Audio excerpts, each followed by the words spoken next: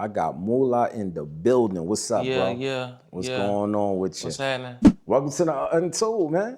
It's a pleasure to be here, brother. Nah, it's a pleasure to have you, man. You know what I'm saying? You know what? Shout out to Sam, man, for Shout outs linking to us my up too. bro. To Shout the outs to my OG, bro. one of the Yeah, legends in the city. yeah. Now listen, man. For those that do know and for those that don't know, could you give me a rundown about where you from in the city of Philadelphia? All right, so I'm from North Philly, Okay. right? But I'm from like a special area. I'm from in between Allegheny, Broad and Allegheny, and Erie Ave, Okay. which is two different neighborhoods, but how things were set up, we was able to bring it all together. So in between Erie Ave and Allegheny and Broad Street to 18th Street, that's really like my area. You Okay. know what I'm saying? Okay. And there's a special thing with that area because, like, of course, on Allegheny, you got OBH, Right. right? Also, right there is the Bojacks. I'm not sure if you're familiar with the Bojacks, Okay. but that's like a legendary family from North Philly. Rest in peace, Miles Bojack was like a serious old head out here out in North Philly. He came up with my pop. So bam, that's Allegheny. So from Allegheny to Westmoreland and Westmoreland to Ontario, right? That's Reese Rolex area, right? Right. From For Major major Figures. figures, right. You know what I'm saying? That's my old head, right? So these are the people I came up under. So just understand like the legends I was around are coming up. You know what I'm saying? So from Sydenham and Ontario to Sydenham and Westmoreland, that's Reese Rolex, right? Right. So then you got over to the left, right? That's Workout the Landlord, right? From Erie Ave, the real estate dude, Right. right? Okay. You take a step over to 18th Street, that's the whole Major Figures from Bump, Chops, Rucky. You know what I'm saying? Right. So this is, and then of course you got Erie Ave, which is, that speaks for itself. Everybody know about Erie Right. Ave. And that's more coming towards the old Black and Nobel area. Yes. Got you. Yes, yeah. Got you. And shout out to them because they was a staple in the hood too. Black and Right. Nobel, Hakeem and them. Yup. Absolutely. They one of the reasons that a lot of artists got a chance to showcase their music, especially Absolutely. putting, mixtapes out and things like that. Not only music, books. Books. They help people sell their merch. Yup. Everything. That's a fact. That's a Yeah, fact. shout out to That's a Hakeem. fact. I remember they had the ciphers going on in there. Yep. You know what I'm saying? Like they really played a humongous part in keeping the glue for the unity of Philadelphia when it comes to music, man. Let me ask you something. How was like your, the household, like growing up in North Philly? I can't even say typical because with us coming up, we was like the only Islamic family in that area. Okay. And not only that, like, you know, I won't say we had a father, which was rare. You know what I'm saying? But my father ran a tight ship when it comes to the religion. You know what I'm saying? So that's the foundation of us. And I think about that now, and I think that's what make us so like fearless because we had religion. Like, you know what I'm saying? Us as Muslims, we don't fear nothing but God. Right. So when you think of my brothers and I, it's like, oh, all right, that makes sense. Why they? And it brings structure and it brings discipline. Absolutely. Now, being you the youngest, Yeah, right? I'm the youngest. You're the youngest. Now, how was it, growing up, with Leak Moss and with AR Rap, and just under those rules and regulations that your father held? Because of the rules and regulations, my brothers left the house early. Okay. Yeah, they was gone by like 14, 15. You know what I'm saying? They was out doing their own thing. So it was just it was me and my sister. Of course they was around, but they was doing their own thing. Right. You know what I'm saying? But as far as like me growing up with Ab, Leak, but I also grew up with my cousin Scheme, who was like a brother to me. If you're familiar with any of Ab raps, he always mentioned not scheme. Okay. He was also raised in our household too. He is technically my cousin, but my mother adopted him, so he was a brother. You know what I'm saying? Right, right. So growing up with them, Ab was always a leader, right? And Naskim was always a rebel. And Leek Moss was always a protector. You feel me? Right. You know what I'm saying? I remember Leek Moss teaching me how to shoot a firearm when I was a kid, maybe like 10, 11. Wow. You know what I'm saying? And he was so militant minded though that he had plans set up like, all right, if the house catch on fire, this is how you jump out the window. If somebody come in here and try to kidnap us, I marry you hide here, my sister hide here, I'ma hide here. These is the knives that y'all gonna use. Like, you know what I'm saying? Right. So he always had plans to protect the family. Right, right. Since we was kids, and it's still the same way. You know what I'm saying? But Ad was always like, because he was the oldest, it was more a financial thing.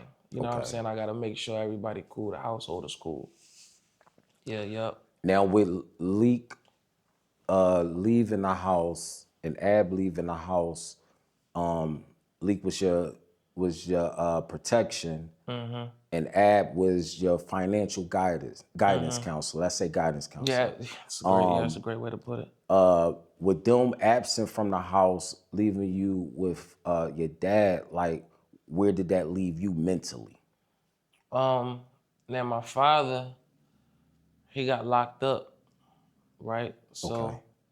but even so, like not only was I raised by Leak Ab and Nah, I was raised by my whole neighborhood. Okay. So it wasn't just like, all right, I gotta listen to Leak, Ab, and Nah. I had to listen to their friends too. You know what I'm saying? So I would hang out on Allegheny on Carlisle Street, right? Okay. Okay. But even when Ab is locked up, Ab friends had say so. So it was like, Mullaz, you gotta go. You can't be on this block. Or Mullaz, they would never let me sell drugs. They would never let me do nothing. Right. Be it Ab friends on Allegheny or Leak friends on Erie Ave. You know what I'm saying? Right. So not only was I governed by my brothers, I was governed by the whole neighborhood because people had so much fear and respect for my brothers that they would never give me a pack or they would never let me, because they always say, I'm gonna tell your brother, or be, I wouldn't say scared, but they would just know like I can't let him do that because that's Leak little brother. Right. Right. You know what I'm saying? So that's how that was in the neighborhood. So Now. when they left, I also had the protection of my neighborhood. Okay. You know what I'm saying?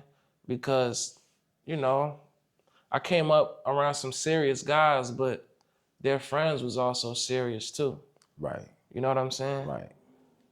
And yeah, like I said before, like I came up sheltered for real, for real. Okay. You know, I was a late bloomer. I didn't start getting in the streets till I was older. And And that's, that didn't even last long. I was gonna ask you that when was the first time you hopped off the porch, like officially? I got locked up at 15 Okay. for a machine gun. You know what I'm saying? And some handguns. And I went to what's it called? The Youth Study Center. Okay. And I got on house arrest because of that. I was boxing before then though. So I was in the sports before then. Ah. Yeah. I was boxing before then and then I got locked up. Okay. And then after that it was kind of like it was over. I did a year on house arrest. Right. You know what I'm saying? Right. So by then it was like, all right. You know, around that time, Ab and Leak is in and out of jail, so I can't really go to them for money. You know what I'm saying? So Right. I had to figure it out. Now, when you're out there, you said age 15, correct? Yeah, 15, 16. Okay. The first time you got cuffs on your wrist, Can you tell me, like, mentally where you going, you know, what's going through your mind at that time? Because it's not like this, you know, this everyday thing for you. It's your first time being with cuffs on your wrist. You wanna know what's crazy? Like, that was the first time of me getting cuffs on my wrist, but just the whole experience of dealing with cops, I was so used to it by dealing with my brothers. Right. Well, my house been getting kicked in since I was a kid. Like, I remember coming across one of the narcs in my district, and he said, man, I've been kicking in your house since 98. Like, you know what I'm saying? Yeah. So, like, I was numb. It wasn't nothing. It was nothing. Yeah. Because I already know the procedure. Don't say nothing. Right. Get my lawyer. Right. Right. You know what I'm saying? As a kid. Right. Yeah. But I know, like, when I used to go back and forth to court and stuff, I don't care whether it was for good or bad. You still get those butterflies in your stomach. You still get the anxiety and stuff like that. Like, you just don't want to be in court. So at the age of 15, when you in court, what's going through Mullaz head? First time. Fuck it. It was always fuck it. I always knew how to, like, mask my, it just is what it is. Right, right. It's like, it's not like a rite of passage, but it's like, this is what happens when you off the porch. You know what I'm saying? So it's like, I'm not bitching about it. It's just like, all right, it's the next step. I'm going to deal with this. I'm going to move on from this, and I'm going to continue my life. Right, right. You know what I'm saying? I know not to snitch because, of course, at 15, 16, I'm not my guns. Right. You know what I'm saying? Right. But I know not to snitch. And, you know, I ain't going to go out like no fuck nigga. We just going to deal with it. You know? How long was you locked up for at the age of 15? Not long. Because at that age, like, they always give you an out. So they gave me an out because I still was in school. Okay. You feel me? And I wasn't like it's different if you was like a truant kid. You always getting in trouble. That was my first time getting in trouble. So I was on pretrial house arrest for a year. Right. And I just was on like probation. Right. So I just a couple years of probation. You know what I'm saying? You came from a religious household, correct? Was you allowed to listen to hip hop music, R&B, things like that? It began to get loose in the house by the time I got older. Okay. But as far as my brothers growing up, they wasn't allowed to listen to no rap. They was raised in the masjid. Right, right. You know what I'm saying? So they wasn't allowed to listen to no rap or none of that type of stuff. They was in the house praying 5 times a day. Kufi. Like, anybody know my family know. Like, that's how we came up. We was really like, it's crazy. In my neighborhood, we was the only Islamic family, only Muslim family. Right, right. You know what I'm saying? Right. So, but once I got older, my father was like, start dibbling and dabbling in the streets. Right. So by the time I was like 13, he was full blown in the streets, and then he ended up getting locked up. Okay, okay. Is he out now or you still? No, my father passed away. Okay, rest in peace. I'm sorry. Both of my parents did. Oh wow, rest in peace. Yeah. With being allowed, just having that kind of like that not that leeway, but just having the edge of hearing certain type of music. What was some of the, type of genres of music that you listen to? That's a good question. The first time I was asked that question. The first tape that I had, it wasn't mine, it was my brother's. But the first tape we used to listen to was Big L. Ooh. Yep, it was Big L. From Big L to Eminem. Yeah. And so what's crazy is my father bought me my first real CD, Okay. which was the Blueprint 2. Classic double album. disc. Yeah, yeah. What year was that? What's that, 04, 05? Yeah, so that tell you then, like, Yeah. that's when I start getting into music. You know what I'm saying? Yeah, yep. And then the music was all I had because everybody else was outside the house. I really got to study Right. and really, like, pick apart things. You know what I'm saying? Right. Yeah. Right. As you was growing up amongst your brothers and your mom and your father, was you like that kid that observed everything and just soaked everything in like a sponge? Yeah. Yeah, I would say that. But I was also like, I was always in my own world, Okay. doing my own thing. I'm like a dreamer. I Right. imagine Right. things. Like I can sit, it's crazy because I can sit in this spot, right? And be in my head for like 3 hours and just imagining. Cause when I dream and think, I do that shit in color. And that's how I know what I want to do in the future. Okay. Because like, let's just say like one of my ideas is like a store, right? But I know what kind of floors I want. I know the bar area. You know what I'm saying? I Right. know Right. even the color schemes of everything. Right. You're a Because visionary. I'm a visionary. I see it in my head. And then that's how I'm able to put things together. But it's like a gift and a curse because if I don't see it, then I won't do it. Right. Right. Because you know how fools be like, damn, I don't see it that way. Right. I really don't be seeing shit that way. And it's like, all right, I can't fuck with that. But if you saying something to me and it's like a good idea, then I start piecing that shit and start building in my Right. head. Connecting dots. Yeah, then I'll be like, all right, let's move on that. But unfortunately, people don't move on what you got in your head. They move on what they got in their head. You know what I'm saying? Exactly. So That's it's when like a and gift and a it could curse. bring cruel attentions.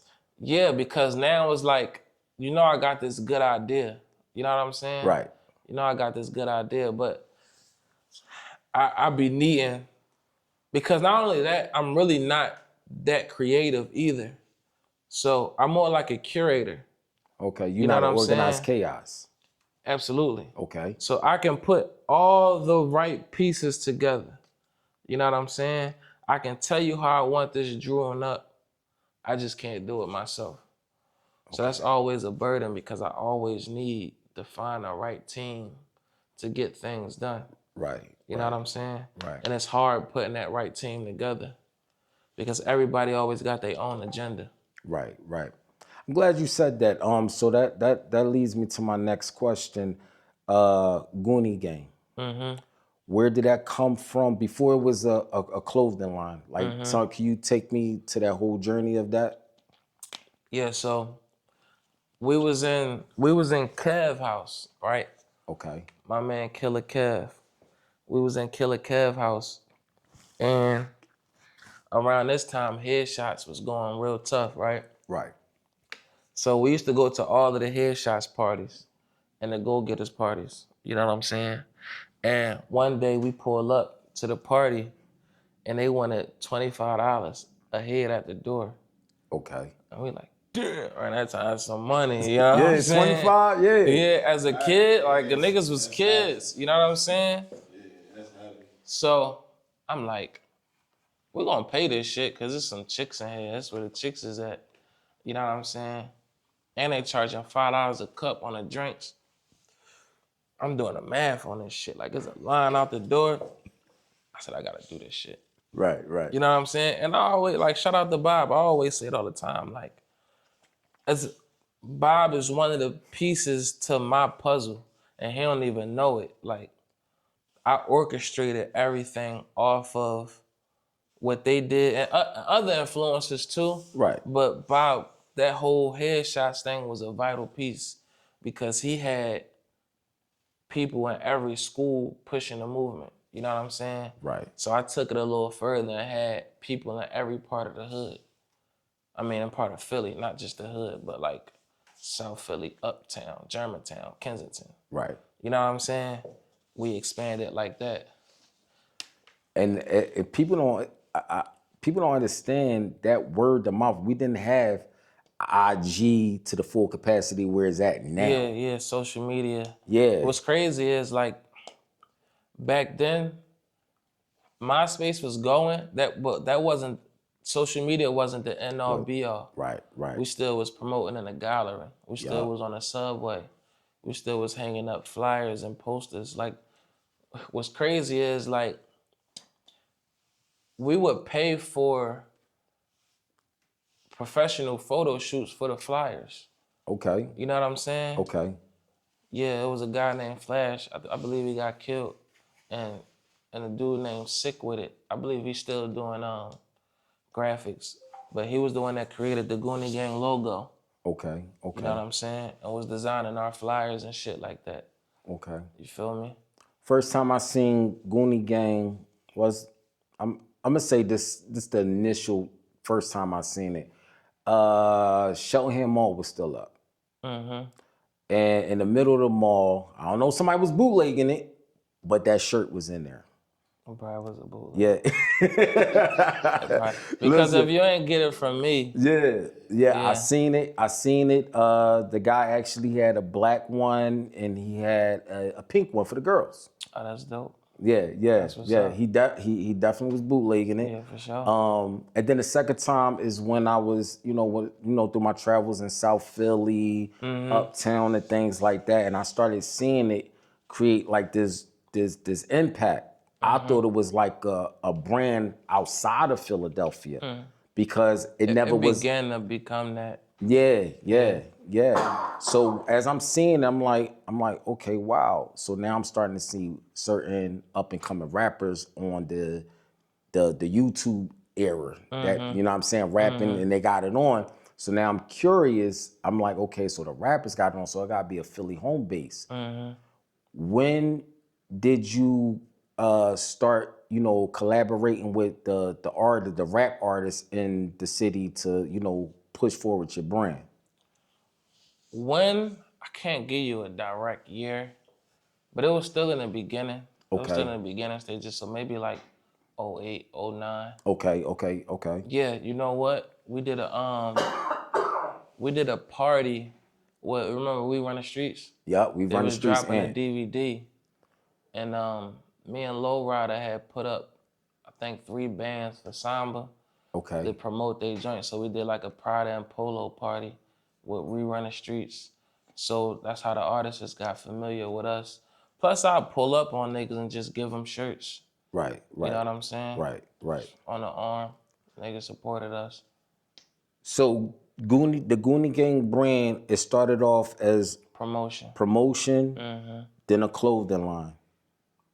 Yeah, it was all like tied into one because Okay. the logo was for promotion to get our name out there. Okay. You know what I'm saying? So at that time, we never invested in a single person. We invested in a brand. And whoever's under the brand is going to get some juice. Right. You know what I'm saying? Right. So nobody was bigger than the logo. Right. The logo came first, so we invested in the logo. So you'll see the shirts everywhere. Right. Wristbands, keychains, Yeah. so forth. You know what I'm saying? Even to the cookouts. Like it's I'm gonna get to the cookouts, man. yeah. Let me trickle back. At that time, is OBH the rap group is starting to merge, or how that's going? It was Exile at first, which started in '99, right? So Okay. it was Exile with a bunch of a totally different roster. But a lot of them dudes was on the case with Ab, Okay. with the cash shit. So a lot of them dudes made statements on Ab. You know what I'm saying? So Ab pivoted, you feel me? And started getting new artists and then became OBH. You Okay. feel me? But around that time, Ad was locked up and Moss was locked up. And that's one of the reasons why we started Goonie Gang too, because I was out here by myself and I wanted to start my own family. You know what I'm saying? So Right. like if niggas not familiar with the story, Ab is from Allegheny, right? Even though we all came from the same household, but everybody had their own set team. So Leak was from Erie Ave, and they had Struggle to Bubble, right? Okay. And Ab had Exile / OBH. You feel me? Now, Ab never hung up Erie Ave. You feel me? OBH niggas don't go past Westmoreland. Okay. You know what I'm saying? Which is like 2 blocks up, right? And Erie Ave niggas don't come down Allegheny. You feel me? It was a certain few, right? But because that certain few, like Low Rider, who was an Erie Ave nigga, right? who came up under Leak and Ab, but Lowrider's a different generation. Okay. He more closer to my generation. You know what I'm saying? So with niggas like Lowrider and Sam Biggs, you feel me? They from Area Ave and Stizzy from Area Ave. These is all my friends though. We all came up together. Right. You feel me? So we was able to connect Allegheny and Area Ave. All because of Leak Moss though. Like one thing about Leak Moss, which I always mention, he was respected all over the neighborhood. Okay. It was different from Ab, and I always tell the story, like people always say Ab because he the name, but all the juice come from Leak Moss. You know what I'm saying? Because of the respect that he had in the neighborhoods. From him being able to go down Cumberland Street, Trap Street, and kick it with them, or Area Ave, 15th and Area Ave, or the Ocho. You know what I'm saying? Right. Because of that, I was able to move around them same territories. But Leak never bridged them. I bridged them. Me and my guys bridged them. Okay. And that's how Goonie Gang was formed. This is like 06, 07. Okay. Okay. You feel me? And all my brothers is locked up around that time. So we was rolling, right? We throwing parties and our name going crazy. And my brothers is hearing about us in prison. You feel me? Like, damn, your little brother, they got the clothes, they got the parties. You feel me? So when Ab come home, this shit rolling, we all push behind Ab. Mind you, we about close to 100 deep. Wow. You feel me? Because not only is the base on 18th and Ontario, right? Some of the founders is from 18th and Huntington. Okay. You know what I'm saying? So it's people from all over that's Goonie Gang. Right, right. Just backing OBH. And that's what took that to the next level. So not only did we start making the merch for OBH, we start shooting the videos for OBH because one thing about Goonie Gang, we always established that we're gonna do everything in-house. Right. Once I seen how Young Bob did it, we was like, all right, we're gonna do it the same way. Everything in-house. We're gonna shoot our own videos, make our own merch. I bought the machines to make the merch. Okay, okay. You feel me? I stole our first 2 cameras. You know what I'm saying? Just to get this shit going. And we were shooting our own videos, you know? So everything was in-house and we took all of that and put it behind Ab and them and shot to the moon. 2 cameramen dropping 2 videos a day. They couldn't outwork us. I used to see the OBH everywhere, man. I'm talking about the beginning of stages. Even when Ab was running with Cassidy, even when he was messing with Infantry Run the Streets, like that brand, you know what I'm saying, was always out there. Now, for my audience that if they don't know, what do OBH mean? Original Block Hustlers. Okay, okay. But now it's Original Brotherhood, I believe. Okay. That's once we got locked up. And, okay. You know what I'm saying? When Ab started popping, you was behind all of that, correct? I was more behind the scenes, yeah. Okay, okay.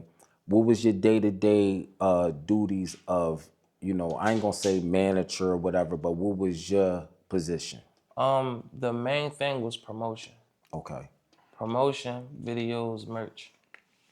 You know, we gotta stay in their faces, you feel me? So I would personally blast out promotion. I jump in everybody DM. I maybe even jumped in your DM. Okay. Promoting ad videos, promoting whatever we got going on. It was like guerrilla promotion. You know what I'm saying? And everybody would do it at the same time. So just imagine 30, 40 people, right? Just promoting this one thing. Right. At the same time. Right. You know? Right. That's what we was doing. That was the main thing. The main thing was just getting it out there. Okay. Because I knew it was raw. It wasn't like no other thing that came out of Philly besides like Beans, but it was raw than Beans. Beans was more like, as far as skill, polished. Right. You know what I'm saying? Right. This shit we had was like 05 Gucci Man raw. You know what I'm saying? And I'm like, yeah, this is what they need. At what point did you see the OBH and Goonie Gang brand not just merging, but expanding? Um, technically, it always was the same. You know what Okay. I'm saying? I tried my best to keep it separated because of the demographics. Like we was younger, Goonie Gang was younger. You know what I'm saying? OBH was mostly like jail niggas. Right, right, Niggas that got maybe more time in jail than they do in the streets. right, And I mean that because like they ain't know how to work social media, smartphones, only thing they know is trap phones, flip phones. right, right, right. When that shit was going, I'm like, no, you need a smartphone because you gotta download these apps. So for real, I was working all of their Instagrams. That was me. The The whole whole time. I was working all of their Twitters. So you think you was talking to them, but you was really talking to me. For real. For real. Oh man. Oh man. Yeah. So with that being said, how could a average person, say for instance they said, Mullah, I wanna contribute this talent to OBH and Goonie Gang. What was the process and the procedures of joining OBH or Goonie Gang? So if you was younger, then there was a chance like you was really gonna be promoted as Goonie Gang. Okay. You know what I'm saying? As a Goonie Gang artist. Besides maybe No Brace Bras, because No Brace Bras really came up with, I wouldn't say ad, but with Leak Malls. Okay. You know what I'm saying? But Goonie Gang was started in Bryce's house. You know what I'm saying? That was one of the headquarters. Bryce and Killer is cousins, so Right, right. when I used to be with Bryce, we used to go to Killer house. I think he was at the time the only one with a computer. So we started MySpace. I think I made my MySpace page in Killer House. Right. You know what I'm saying? And I just put Goonie Gang on my name, and then all my friends put Goonie Gang on their name. And then, you know, on MySpace, you had to learn how to code. Remember Right, to make the everybody joints? was coders at that time. We And didn't that's even crazy. know. Niggas We was coders, bro. coders. And I only got one friend. I got one friend who took it serious and went to the Army and was coding for the Army. Wow. Yeah, yeah. I'm thinking I was better than him in that shit. Like, for real, for real. Wow. You know what I'm saying? But I ain't take it serious, but yeah. But yeah, so I would help them make their MySpace pages, graphics, and Right, right. photo bucket and all. You remember all that shit. Right. You know what I'm saying? Yeah. Now, on the music side of things, who are the original OBH hip hop artists in the group? The original. The originals? Yeah. All right. That's a good question. You got Ab, Okay. Zeke Raw, Okay. Trey Pound Snub, 100 Shot Dot, Auto Mac, P90 Smooth, P90 Smooth. I remember that guy. HK Dre. Okay.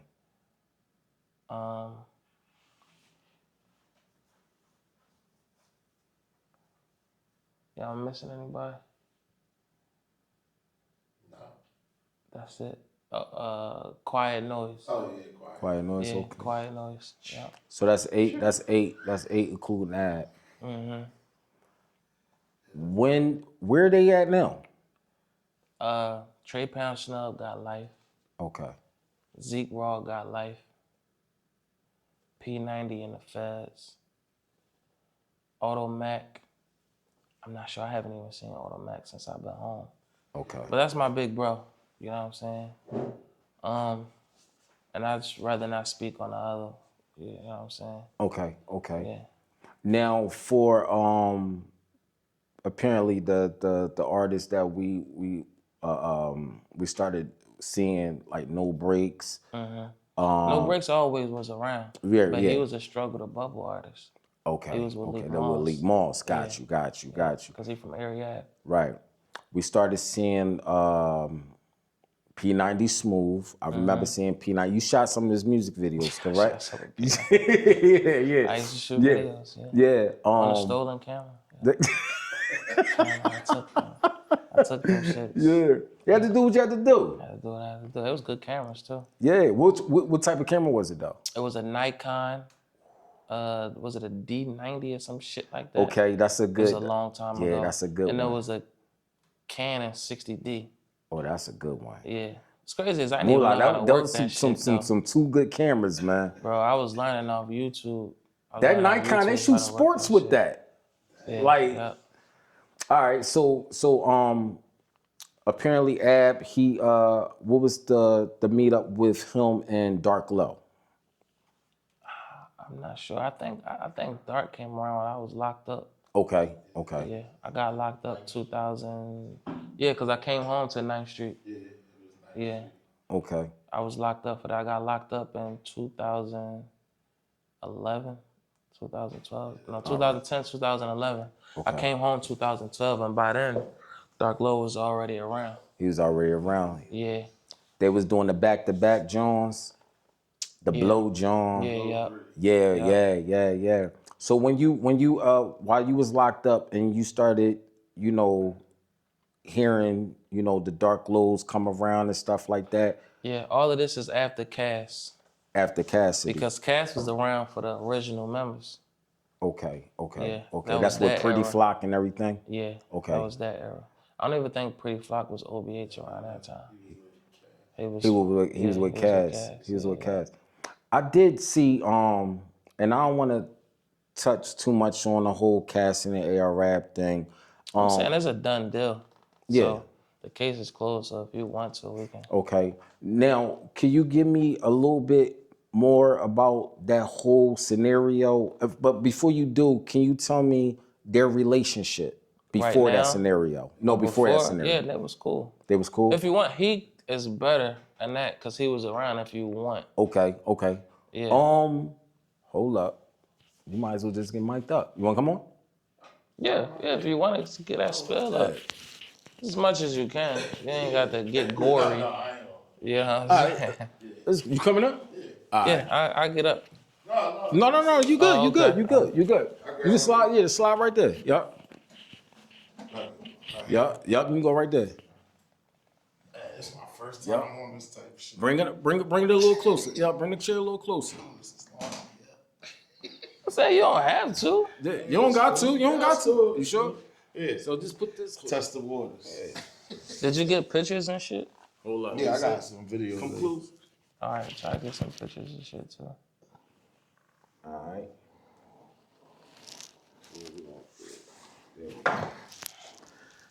I know I look big as shit. You is big as shit. So tell me about AR Rap and Cass, their relationship at the beginning to where it kind of fell apart. Well, in the beginning, it was all good because Flock, my man Flock, he introduced Ad and Cass. I actually got locked up. Me and Cass got locked up on, me and Cass got locked up on Sing Being Block. Okay. So when I went away, that's when Flock, he would always scream Ab and him. Okay. And the whole time, me and Ab was friends since 2nd grade. Me, Ab, and I scheme. Okay. But when he would say OBH, his mans and them from Allegheny, I never knew who he was talking about. Right. The whole entire time. So when he would be like, OBH, my guy from Allegheny, I used to be like, Who that Pretty Flock? Yeah, Flock. Yeah. Because we up at Cash crib moving around. That's uptown. This uptown. Gotcha. Because I moved from down Erie Ave uptown, back Somerville. Okay. So, like Flock, we always, Flock, Cash used to be down Erie Ave. That's how I even know Cass. All right. He used to be down Erie, and we all hung together as kids. Then him and Flock became closer, and then I came around when he used to live on on Victoria Street. Okay. We lived on Smetley, and there was like times where it was like crazy stuff going on where you might have Dutch from Major Figures battling Cass and Smetley and all that. Like, it was crazy back then. Like Moose was saying, a lot of legendary stuff came from our neighborhood. Came from that. Them four Kevin corners. Hart. Yeah. Oh yeah, Kevin Hart is from come right from our there. hood. Yeah, he's from 16th and Erie. Okay. You know what I'm saying? It's like we all was outside together. Kev, Cass, Ab, you got Flock. Everybody was, you know what I'm saying? It was always like a family neighborhood thing. Right. We all might fight amongst each other, but what Pac say, you come in here, we'll tear this mother. up. Yeah, you know what I'm saying? yeah. That's what it was on. Okay. But you know, like at the end of the day, you know what I'm saying? Like with the Cass and Ab thing, it was just like, they wasn't never really beefing. Okay. It was like a misunderstanding on both sides. Okay. Like that's basically what it just was. I really still don't think it's like a beef. It's not a beef. No, yeah, that's what I'm saying. It's not even Cass, a beef. there is no beef between Cass and Ab. Actually, I just, you know, Ab called me at least twice a month, 3 times a month. Okay.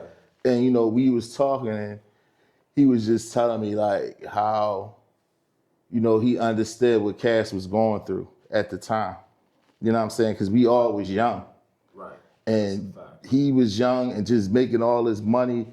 And it was a lot of responsibility. You got grown men, you know what I'm saying? Everybody around. He got a family. He actually had to stay in his family house with his kids and his wife and everything. But we all trying to make something happen, make something shake. Right. But you know, everything don't go the way you want it to go. And ain't nobody mean no harm for nobody to feel any type of way towards nothing. You know what I'm saying? But it's just about understanding what's going on at the time. And you know, Ab, after, you know, we had the lead, after Cass had the lead, you know, Ab left and went back home and turned OBH. And became a leader. Yeah, and became a leader. He went and turned OBH all the way to the max. You know what I'm saying? Like how Mullaz said it started. Right. You know what I'm saying? Like that's, you know, that's where it really all came from. And then with that when Ben's though that happened, Ab understood what Cass was going through. Okay. Being a leader of men. You know what I'm saying? And Especially Cass was young. Yeah, he was young. Cass was young, being a leader of men. Men, yeah. So, and then it's, you know, we come from two different lifestyles as far as Cass and us. Yeah. You know what I'm saying? It's two different ways of how people want to lead and what, you know what I'm saying, how they can do it. You know what I'm saying? It's like, you know, Cass is who he is, you know what I'm saying? And the way he might do things, everybody not going to like it. Right. You know what I'm saying? So but it's understood. So, you know, Ad probably just learned from that too. Like, you know what, I'm going to do things a little more different. Yeah. Than how Cass might have lead. I'm going to lead a little different. But it was probably like a little more lean. Right. But he got the experience. We got the experience. And don't get it twisted, Cass took us a lot of places. Right. We did a lot of things. We met a lot of connects. Like Moore said, I still got connects. You know what I'm saying? I can call Swiss, I can call this person, I can call that person, you know what I'm saying, from dealing with Cass. You know what I'm saying? Me and Cass still cool. Right.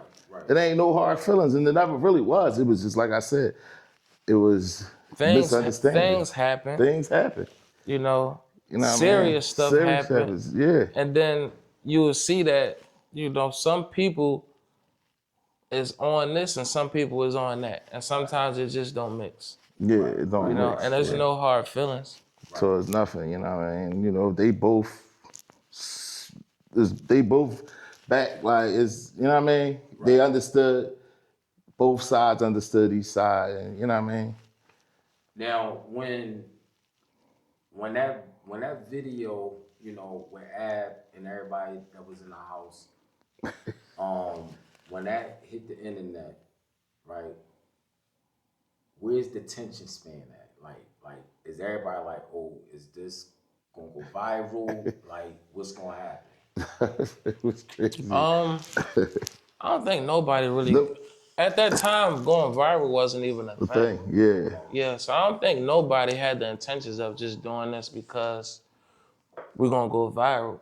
Me knowing my brother, anytime you get on camera, it's always to big up what he got going on in his movement. You know what I'm saying? So he might say something off the wall just so it can get clicks, so people can pay attention. You understand the algorithm. Back then, yeah. You know what I'm saying? Yeah. You know, and because of that, like, it was off to the races. Right. We was an established brand in the city.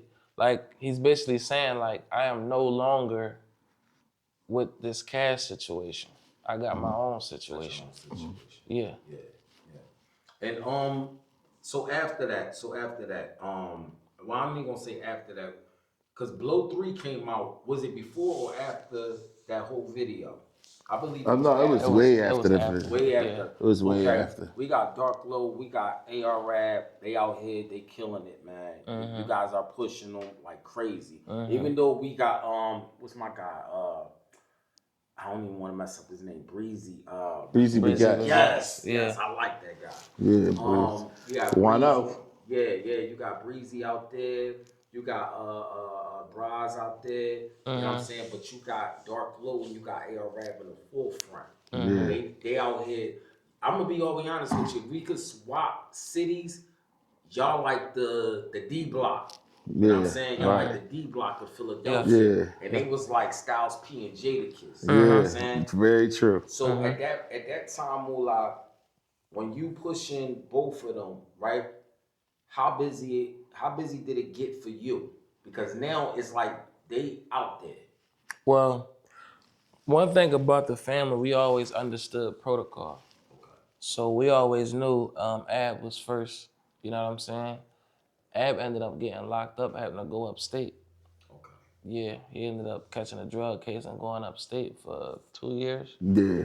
Is that the one where he was at the on boot stage camp. and he said, I'm going away for a minute, and that was like his last show or Yeah, something? it's boot camp. Okay, Yep. okay. He did boot camp. And so the energy shifted to Dark Low. And really, me and Snook was really like, exclusive producers on that jump. Okay. we was really pushing Dark Low. And, you know, other people had came along and helped out, like, V-Don. V-Don, of course, with the production. And y'all was pushing Leak Moss too, right? Leak Moss. But Leak Moss is only gonna rap when somebody else slow down. You know what I'm saying? Leak Moss never really took rap as serious as he can. Yeah. You know what I'm saying? There's So Mel B. Shout out to Mel B. She was coming through. yeah, Stephen Belafonte. so these is the people who helped out during the time when Ab got locked up. You had Poe Rilla from out New Poe York. Rilla. You had Stephen Belafonte and Mel B. I'm not sure if you're familiar Spice with them. Girls. Mel B Okay, from Spice Girls. yeah. Eddie Murphy, baby mom. Yeah. She helped out She helped with out a us lot. that whole in that Dark Low era, Yeah. Ryan Harvey era, yeah. and all that. Yeah. So we had a lot of good people Yeah, behind Nipsey in the us. video out LA. Yeah, it was moving around real good around that time. Yep. They was doing. I seen a song because that's that whole Benny the Butcher wave. Right.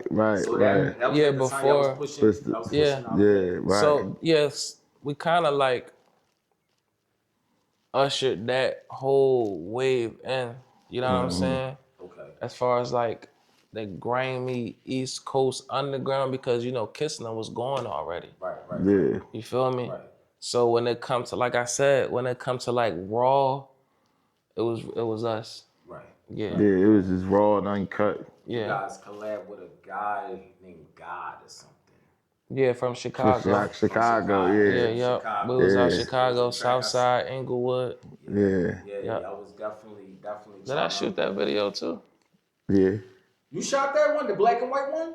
I believe so. Right. Oh, I got behind the scenes. I'm not sure. I'm not sure if I shot it or I got BTS. Okay. Yeah, we was out there though. Mullaz, let me ask you a question. You the guy that pretty much was moving the needles when it came to OBH, and keeping it where it's aligned with the vision that you had, right? Mm-hmm. How important for you shooting music videos at that time? How important was that for you? It was, the work was more important than the actual visuals. Cause I wasn't the best videographer. You know what I'm saying? You thought he was. I just knew that work ethic. You know what I'm saying? So today you see that content is king, right? But we had 2 cameramen, me and P Moneybags. Yeah, P Moneybags. We'd shoot a video and then shoot a block the whole day and just chop it up. And now we dropping 2 videos a day, be it an actual music video or just a blog. And that could be from people just talking shit, slap boxing, walking around, whatever. but we just knew content. Yeah, Mullaz was like, You know what I'm saying? And it's crazy because that's a super. thing now. Right. You You know what see I'm all saying? that? It was his work. It's And mandatory now.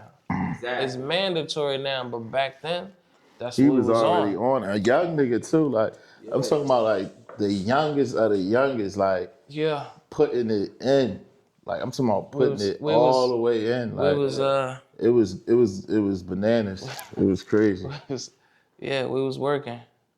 We was working, man. And I think that same program will still work today. Yeah. You know what I'm saying?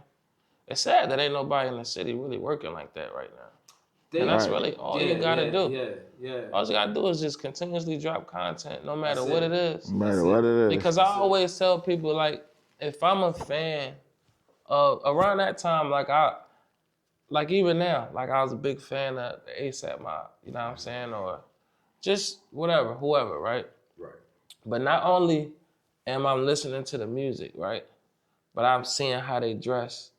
You know what I'm saying? I'm seeing who they around. I'm just everything.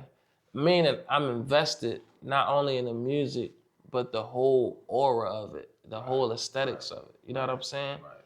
Nobody's really everybody wanna be so closed off now and think just music could get it done. Right. But that's not it. You gotta really sell yourself. You know what I'm saying? So this is what I always tell artists. They be like, man, I need a manager and this, that, and the third.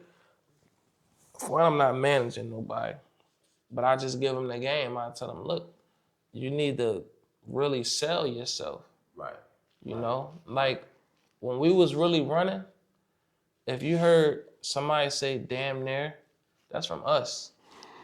If you hear somebody say honorable or sturdy, that's from us. Sturdy, that's from y'all. That's from y'all. You see what I'm saying? And now sturdy is worldwide. Yeah. Earning. What's the thing Razor told me is a skirt? Something. I don't want to misquote his term. No, that's different. I can't back that. Okay.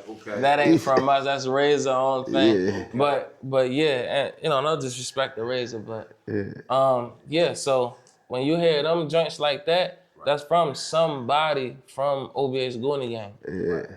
Even niggas saying Ken.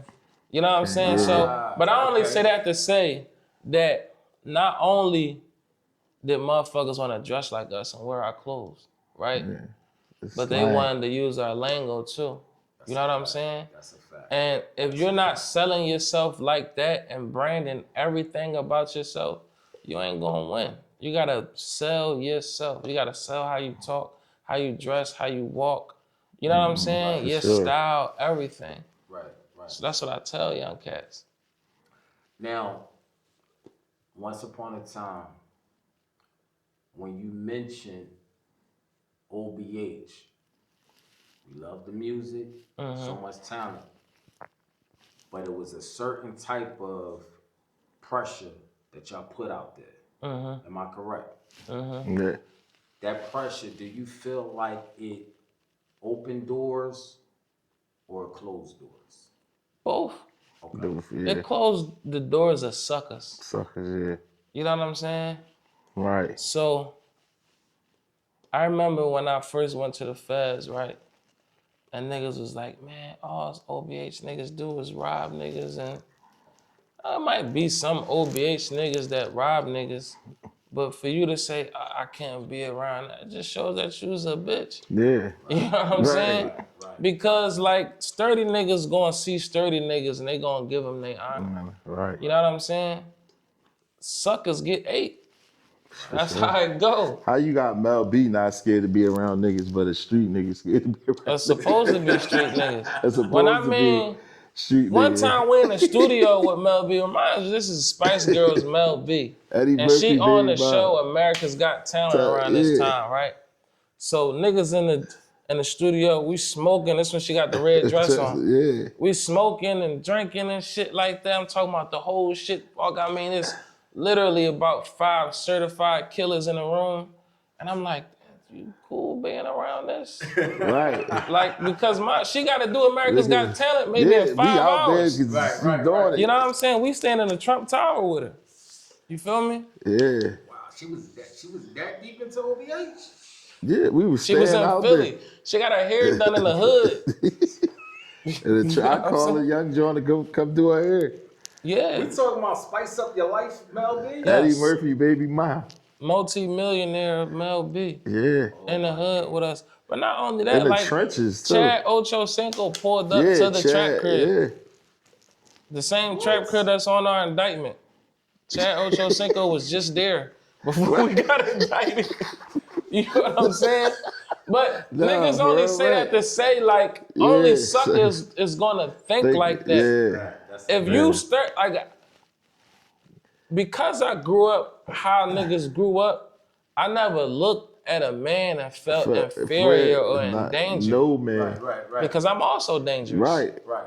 And Titans don't clash because we know it's only gonna be homicides. Right. So if you like me, then there's a good chance that if it is something, we just gonna talk it out. Exactly. You know what I'm saying? Only suckers get spanked because it's only gonna be a sucker that keep poking his bear. Right. You know what I'm saying?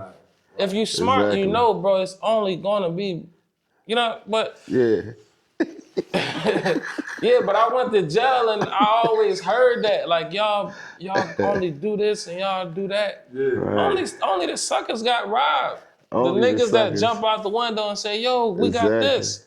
It's like, okay. But then you got the dudes too who might think like that, but at the same time they know who they is, and then they get around niggas and be like, "Damn, y'all really There's some beautiful guys." Yeah, y'all some great dudes. That was always the case. That was always the case. I was just telling the story.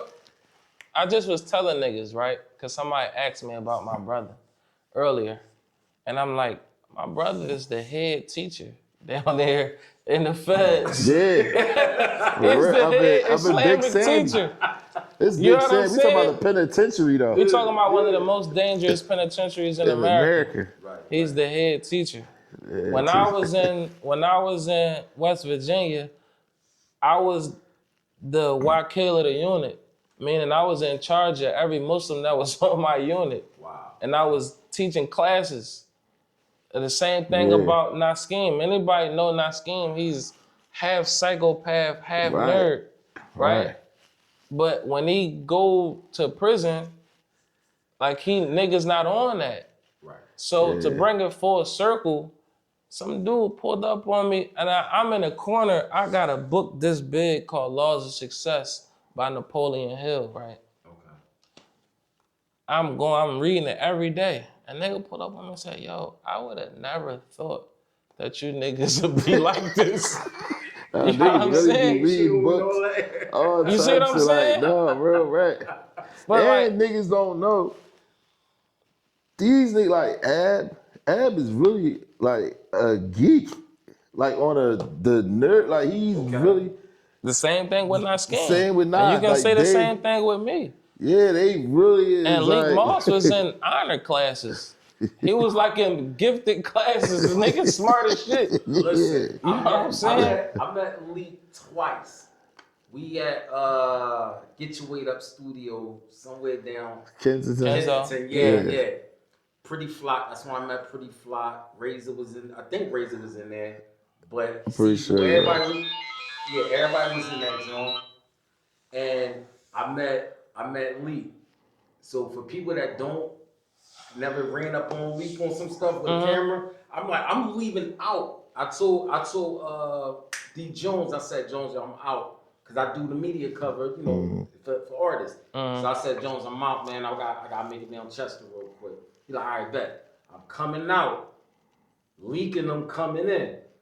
I already put my camera away. I stopped Leak. I said, Leak, I am not leaving this building without putting you on my camera, bro. Cause I'm a fan. Yeah. He said, yo, what you talking about? He just started talking slick. But his way is, it's like my family. You think what I'm saying? Cause that's how the guys in my family talk. He stopped, gave me a dope interview. It was probably like for a good 20 minutes. And then the second time I seen him, we was at Teflon Boxing right there. It was an event on Broad Street at the Temple joint. Okay. Came right there, him, King Erner and everything.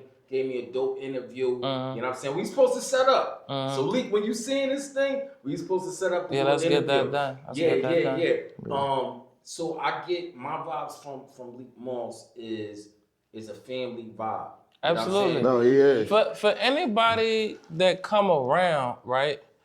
Nobody never leaves us. Like, Yeah. it be people that's coming from all parts of And the leak, city. honestly, is probably like, if you leak, friend, Yeah.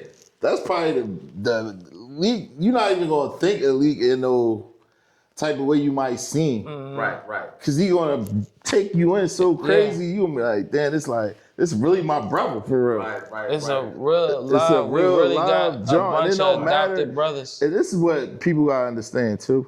Like with us, Period, Goonie Gang, OVH, it don't matter if you are been locked up or wherever you've been. It don't matter about none of that. My apologies. What matter is your loyalty and where your heart at.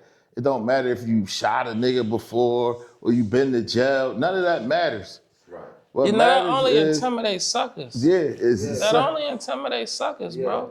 it's Because not about the intimidate or who you And did or Mullaz, what you you'll done. come to learn that the most dangerous people be the most beautiful people. Beautiful And they people. only dangerous because people bug them. Fucking. You know what I'm saying? Right. You either mess with their family or their livelihood. Yeah. And them be the most serious people. Nah, Because they for don't want real. you to mess up their comfortability. Exactly. You know what I'm saying? Exactly. But besides that, everybody that I know that's serious in the streets, will give you the shirt off their back. Real rap. Like, really mental people out Mental. here. Yeah. But you know what I'm saying? When it come to serious stuff. But they'll really give you the shirt off their back. I come like this neighborhood that we in, man. I was born and raised, man. Quilly right there. Yeah, that's what I was Chico just telling there, him. The Archway Projects. I'm a more home project. That's what I was My telling mom's him, Mullaz, literally when we was still up here. in the projects Hey. right now. Yeah. You know what I'm saying? Real I fast, got not a to nice- cut you off. Go My ahead. apologies, but my man Duffel Bag Hottie is calling me. You put the phone to the drum. Go ahead. Yo, Hottie. What's up, baby? Hey, I'm doing an interview right now, Ken. What's up? What For a podcast, man. Pop your shit, nigga. Man, what the fuck is up? You already know what the fuck going on. It's your boy Duffel Bag Hottie, nigga. PSL top on the fucking building. Niggas can't fuck with me. They never could. They never will.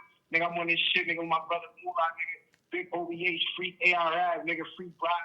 Free all the real ones. Y'all niggas not rocking. Nigga, we live from USD Polar right now, nigga. What's up? Yeah, if y'all not familiar with Duffel Bag Hottie, this is BSF. You know what I'm saying? You know, Benny the Butcher and all of them. Yeah, this is BSF Hottie. This is my dog. You know we locked in, boy. Hey, yo, you know, Hey now, say now, talk to me, baby. Hey, yo, you hear me? I got my Shelly, my son, Gangsta, even shop check line here, you know, shouts out to him. And I got my best friend on here, Duffel Bag Rose. She in the building, you know, we got the Duffel Bag Mama. We got the motherfucking modeling agency. We about to stop that shit. We about to get this bag. That's what I was really calling you for, bro. I was calling you because I was telling my bestie, like, nigga, my son Mullaz linked in with the Zeus TV, nigga. That shit nigga was up for us to get this shit jumping. I just to let her know, like, nigga, I'm connected all the way through the building. Yeah, you better believe it. You better believe it. We do shit for real, like we ain't paying for this shit. It's real business shit. Niggas got me did their time in the feds. I'm on my way home. We about to get ab out. That shit ain't nothing. We about to do this shit for real. Bro. Free Hottie, man. Free the Duff, man. You know it. You know it.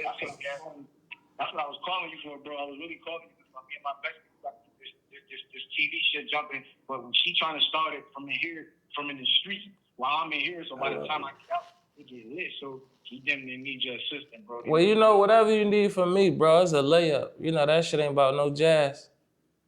I'm already hip, gang. Shit, I'm already hip. I just seen Rob shit the other day. We got shit getting crushed every day. You know what I'm saying? I can see him on gang. I just seen Gang the other day and shit. You know, he run, Philly and New York run together and shit. So, Yeah, hell yeah. That's how it's supposed to be, especially with y'all two down there. No, that's a fact. But You know what I'm saying? Philly and New York linked up. Yeah, that's a fact. You know, that's how that shit goes. So it was a situation in the yard where I think had to be on me. A nigga was hot. He pulled up or whatever. He was from Connecticut. You know, the Connecticut niggas run with us. I think he had to press the button on the nigga or whatever. But yeah, he had to go. But the whole time was the Philly homies pulled to the yard. There's some other Philly homies that I didn't know.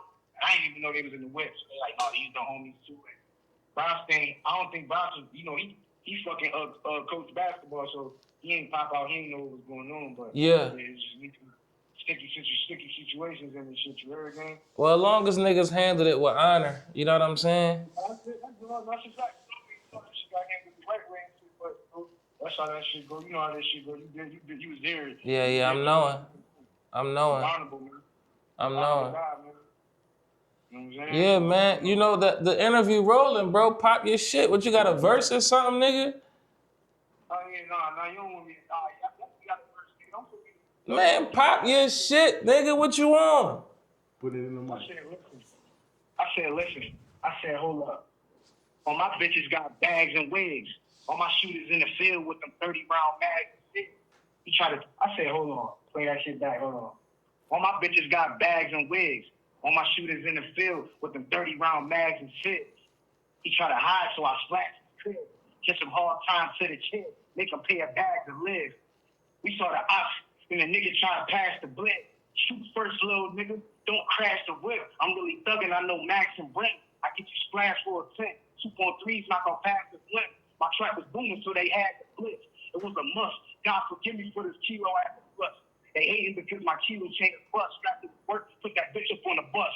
I like the way she worked. It's like I'm rough. The drug came up, came through on the cuts. I said, hold on. I said, Yeah. came up, clutch. She an ice trader. She weak, but she a fuck. He stole some work, gave him a tough tongue. There's residue on the counter and the kitchen floor. My trap just spread out the bundles. I'm spend some more. A raw nigga to the core. That's how my mom made me. I'm on table with 12 shooters like I'm Tom Brady. Was addicted to dope dealing. You know, crime paid me. Shorty head game was like super, but she ride with me. I put his main bitch in the bigger floor. He vexed because I hit his hole. The junkies cash their checks, then they swing my door. I bled my steps. I never did my chores. I said the fans say my hook game is the best because I was in the course. I'm on their necks until I get doors. In the lower, they say I'm famous like Dex was jugging in the form. I'm on hey, yo, you hear me? Yeah, hell yeah, bro. You already know, bro. You know what's going on. Hey, yo, big BSF, yo. My son Mullaz, that's my brother, nigga. Straight up, nigga. We go back. It's my brother, the first real official niggas that embraced me when I came to Philly. The niggas treated me accordingly. They were the niggas rolled the red carpet out. Some of my niggas had ladders. Niggas had everything. Anytime we pull up in Philly, niggas treat us accordingly. These are the most official niggas I know. The niggas is linked in with the industry. Them niggas been them niggas for years. So, you know, them my brothers, man. Love, bro. Love, bro. You don't fuck with them niggas, I don't fuck with you, nigga. Straight up. Like that, bro. But you know what it is, bro. Let me finish this little work, bro. Get up with me, you heard? Nah, go ahead. I just was shopping at my homegirl and shit like that. Yeah, you know, whatever you need, bro. It's a layup. Oh yeah, shout out Poppy Chulo, Philly's finest, man. Whatever the fuck that is, you know, whatever. All right, man. But go ahead. Let me finish talking about basketball. Go ahead. All right, Brody. Peace. Bro, love you one, bro. Love, bro. That was dope. That was dope. That's my nigga. Yeah, you know niggas locked in. Heck yeah. Let me ask you a question, Mullaz. What part did Skinny Me come in at, as far as being a part of OBA? Skinny Me came around. So, like, you know, it's different. So, like I said, like the murder gang. I got my own family out here, right? Okay. Ab got his own family, and Mullaz got his own family. Skinny Me was brought in by Ab, you know what I'm saying? Yeah. So a lot of times, even though we all one, a lot of guys never really crossed. Like, I rarely brought my Goonie Gang niggas around. You know what I'm saying? Now, when it's time to mount up and go out for shows and shit like that, yeah, but I run into Skinny Me with Ab. You know what I'm saying? And Skinny Me was allowed on whatever I got going on. He is allowed to come wherever I'm at, whatever blocks we got. You know what I'm saying? He allowed to come around. You feel me? But this is Ab guy. You know what I'm saying? Yeah, he Skinny Me, you know, him and Ab brother met upstate when Ab was locked up. Yeah, Free Bayot. Free Bayot. You know what I mean? That's his little brother. So, you know, when Ab came home, you know, Skinny Me had his own thing going on as a group called Murder Gang. Right. And with the kid Osama. I remember Osama. What's the other young boy name? To be honest, I can't even remember. It's been a long time. Yeah, so they came around, and what I mean that's where Skinny Me came from. Yeah, I believe it was from Bayot. Bayot, yeah, it was from Bayot. Ab and Bayot took care of each other while they Yeah, was it was upstate. upstate. Yeah, And Ab made a promise to take care of his little Skinny brother. Yeah. Yeah, yep. So that's how that went. Mullaz, did you, and correct me if I'm wrong, did you put Goonie Gang on a back burner to push the purpose of OBH? At a time, yeah. But even still, like, so the original OBH niggas, right? Like I said, they never really left in between Allegheny and Westmoreland. Okay. You know what I'm saying? Now, as far as my Goonie Gang niggas, we had Bryce, right? Well, Bryce was always in and out of jail, but his cousin Killer was like real popular with the chicks. You know what I'm saying? Herb real popular with the chicks. Stizzy real popular with the chicks. Biggs was a basketball star, real popular with the chicks. Money he's still overseas balling, but he was a college superstar. Right. Ali, college super. So you see what I'm saying? Right. We was always spread out. So it wasn't really just about music with us. You know what I'm saying? Niggas was doing other things and niggas was popping in other ways. Right. You feel me? Right. So it ain't like I put Goonie Gang down. It's just that niggas was doing other things. Yeah. Right. You know what I'm saying? Okay. As far as the artists, we just gradually merge them onto OBH projects like College, which is a College. College is a Goonie More Gang conscious. artist. He's more conscious rapper. Right. Yeah. I liked it that Yeah. guy. But I like he's a Goonie Gang artist, but when it's time to do OBH music, we get a hook in the verses to keep him going Yeah. until he ready to do his own project. Gotcha. Or Stokes, or you know what I'm saying? Or even Bryce. Bryce was so much doing OBH music that he became an official OBH artist. Yeah. You know what I'm saying? And he was older anyway, so that was a different demographic, you know what I'm saying? Right. It suits that, you feel me? But most of our artists was young, like Goonie Gang, Reed V, young cat at the time, you know what I'm saying? Okay. And he had his own wave going. Right. So we never really slowed down. Okay. Because remind you, we was doing the cookouts too. Right. We was Cookouts doing was shows and epic. shit like that. Yeah, So I seen one. Is his name Hood Life Media? He did one. Yeah. He did one. That thing was packed. Man. And we moves really started them big cookouts in the city. Okay. Okay. Like that was the first original, you could say, like, cause now everybody be having like, the big cookouts. and they getting stages and shit Yeah, like that. but we had we was the first one like really the doing. first, like, with no violence neither. Yeah. Like it was no violence tolerated because you gotta understand it's family, old people, kids. Yeah. And if anybody was to do any violence, then they know what's gonna happen. Right. You know what I mean? So it was no violence, and we made sure that was the number one thing. Like, I don't care who you see, and I don't care what they did. Right. This is not the time for it. The time and the place. It's not the time and the place, and all of them was successful. Mullaz, what's the biggest misconception people have about the OBH brand? So all right, so it's two, right? Okay. As far as niggas just being strictly on violence and robbing niggas. Okay. Yeah. You know what I'm saying? Obviously, our indictment speaks for itself.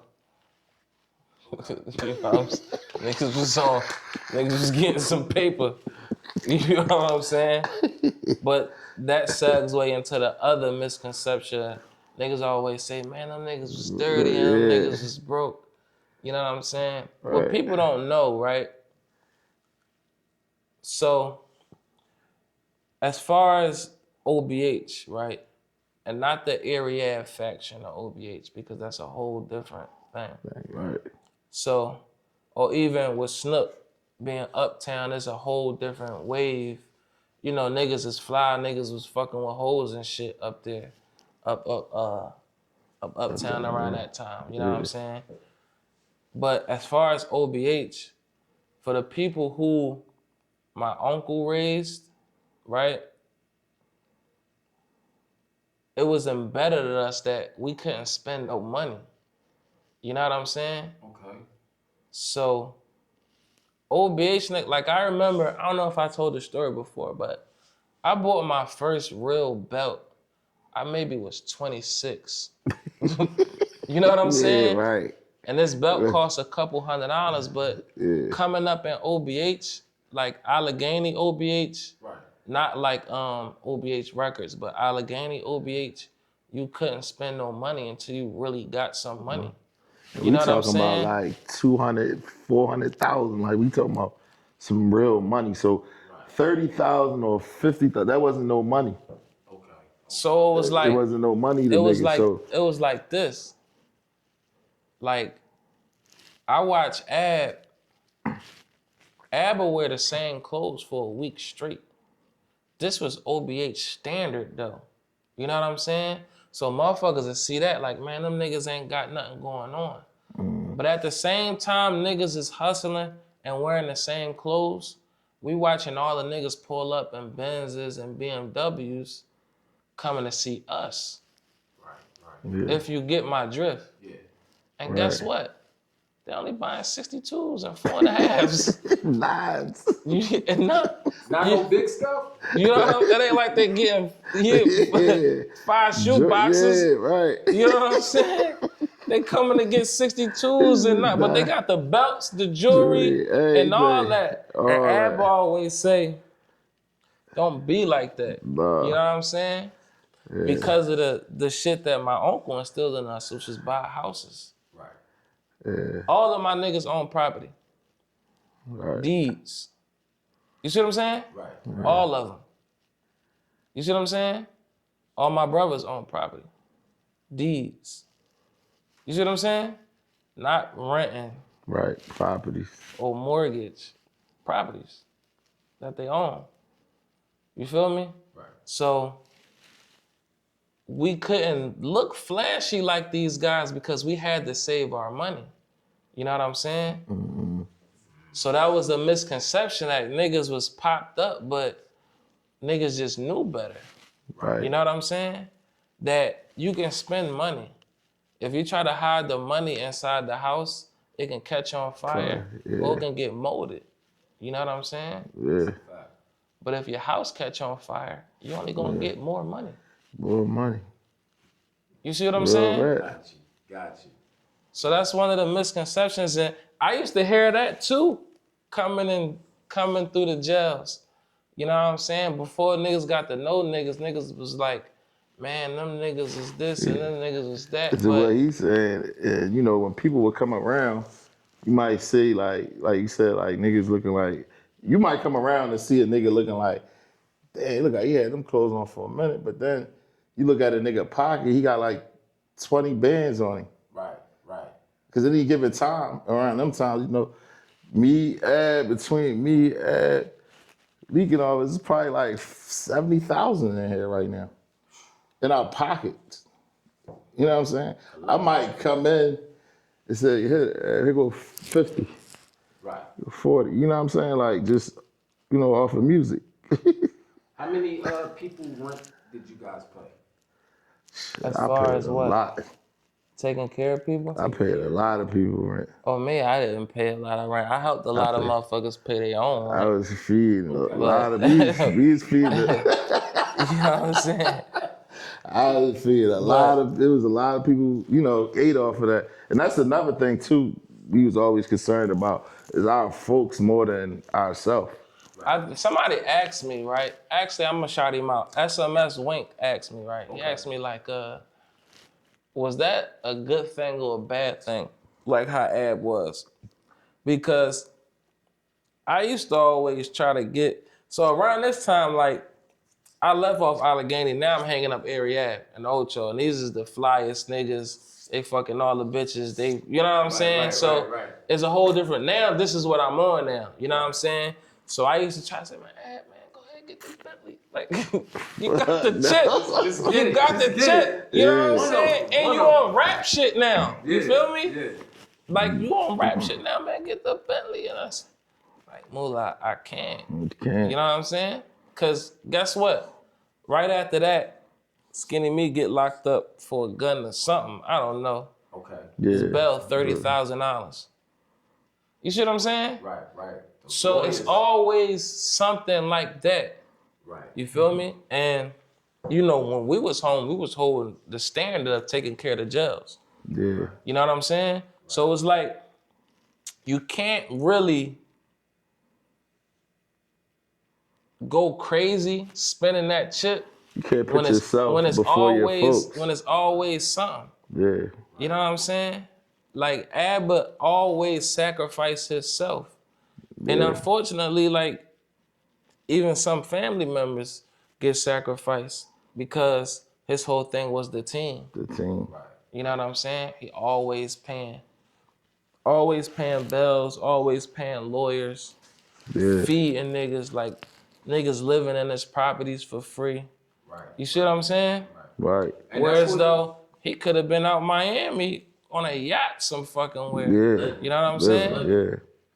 But that's just how he I is. hear about Ab, man, from people that's doing music and people that was around. They say he had the biggest heart, Hot Chop. Yeah, let me tell you, Oh, you know man. Hot Chop? Yeah, she was Let me that's tell my you, dog. man. Shout out to her. Let me tell you, man. Like Ab, like no bull crap, man. Like when we was out there with Cass, that was like our whole thing, is to put the whole city on.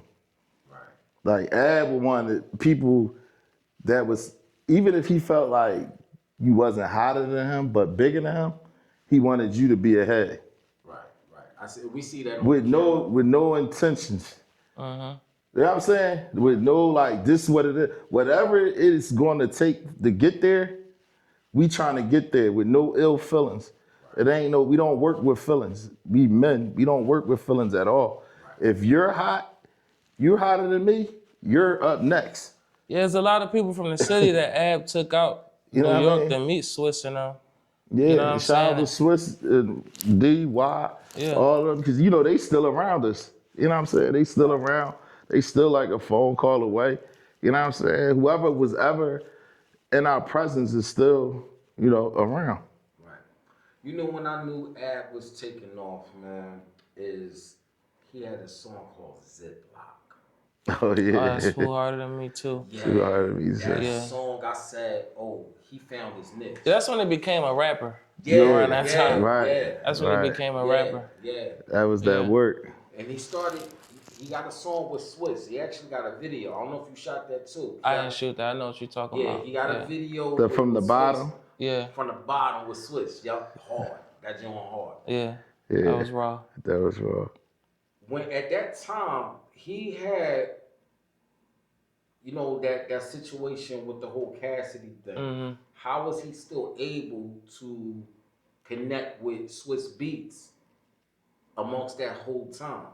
Because Swiss one of us. He's a hood nigga. Swiss is like probably one of the, Swiss is a hood nigga for real. Okay. But he know how to keep it, you know what I'm saying? Yeah, like, you gotta learn how to code you gotta switch. you gotta know how to, you know what I mean? Yeah. Like Swiss is like really, he taught us a couple things. Right. While we was out there, you know what I'm saying? Like, you know what I mean? Put us on some things. Right. And like, we all, like, with the Cash run with Swiss and all that, we all built a relationship. Okay. Like, Swiss dad still called me to this day just to check and see how I'm doing. Right. You know what I'm saying? So it's like, we all built a great relationship. And like Mullaz said, when Titans meet Titans, it's just, we locked in. Right. You know what I'm saying? And we always all been locked in.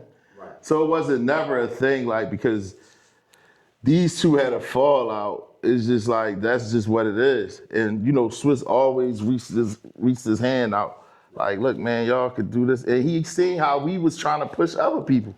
Right. Swiss, he respected us coming like, damn, you ain't talking about me. You ain't talking to me about what you do. You talking to me about looking at this person over here. Right. Or these people over here. Because that's what we was always on. we was always on trying to like put our city where it need to be, like how Chicago might be. I'm glad you said that. Mullaz, how many artists in the city of Philadelphia are you guys responsible? He laughs. How many artists in the city of Philadelphia that you guys are responsible for their success then and now? What's your definition of success, for one?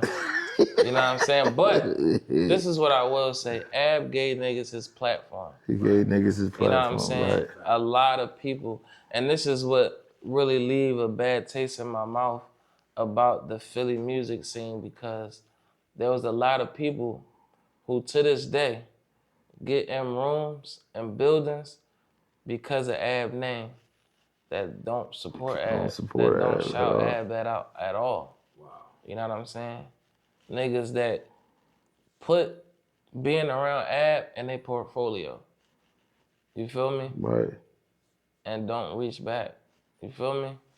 So, but niggas still don't feel no type of way. I'm saying I learned that this is the business. Right. You know what I'm saying? Right. Like, but it was also a brotherhood. It was a family. It was a family. Yeah, but that shit all, you know, motherfuckers that was around back then is not even around now. Yeah. You know what I'm saying? Wow. It's motherfuckers that was around back then that know I'm home and haven't even come to see me. You know what I'm saying? Hold on. I don't want to jump the gun. Where were you at? And I want to go to the whole arrest that we, you know, we all got a chance to bear witness on TV, YouTube, whatever. But first, before we get to that, right, I want to go back to Ab sharing his platform with people, because you asked how many people. Right? There was a lot of people who was either OBH or Gordon Gang affiliated. That wasn't officially with the OBH Records or Gordon Gang promotion, you know what I'm saying? But they were affiliated, you know? Who else in the city done that? Nobody. Especially at that level where we in talks with Birdman or we in talks with OVO. And a motherfucker just still sharing his platform with niggas.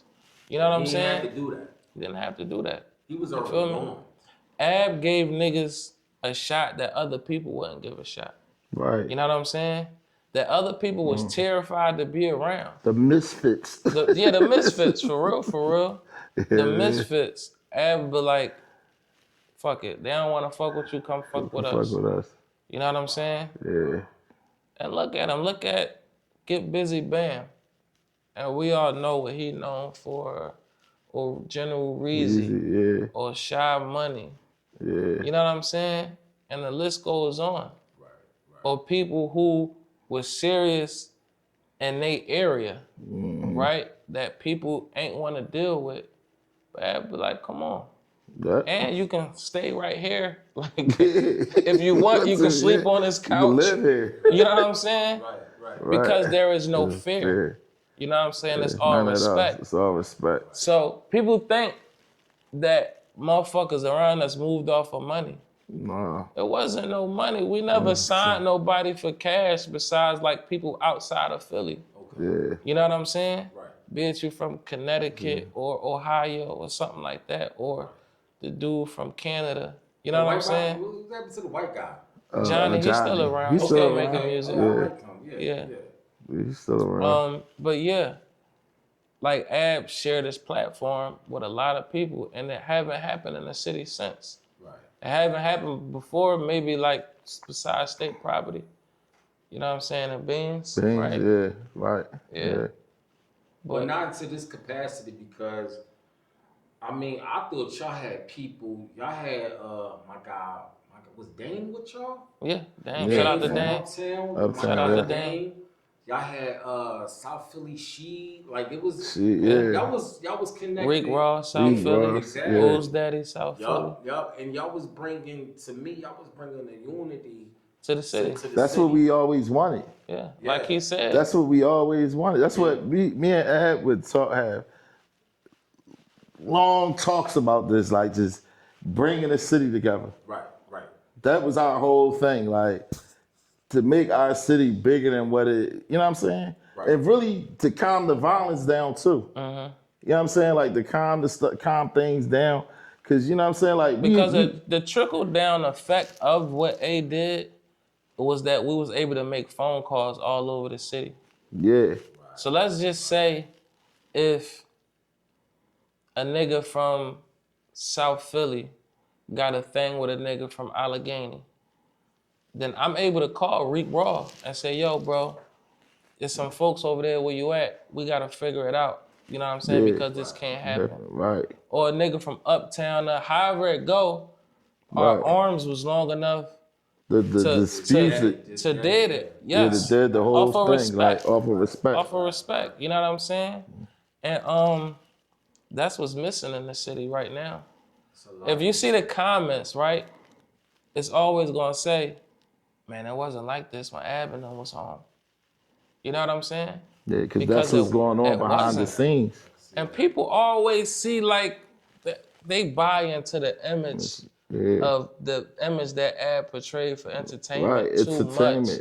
And that's like the good and bad of the internet. Right. You know what I'm saying? Right. Because I always say, if y'all believe everything that AR Ab, the rapper entertainer say, right? And y'all believe all of that is what got him locked up, right? Then Joe Pesci should be locked up because he was a gangster and all his acting, all his entertainment, he was murdering shit.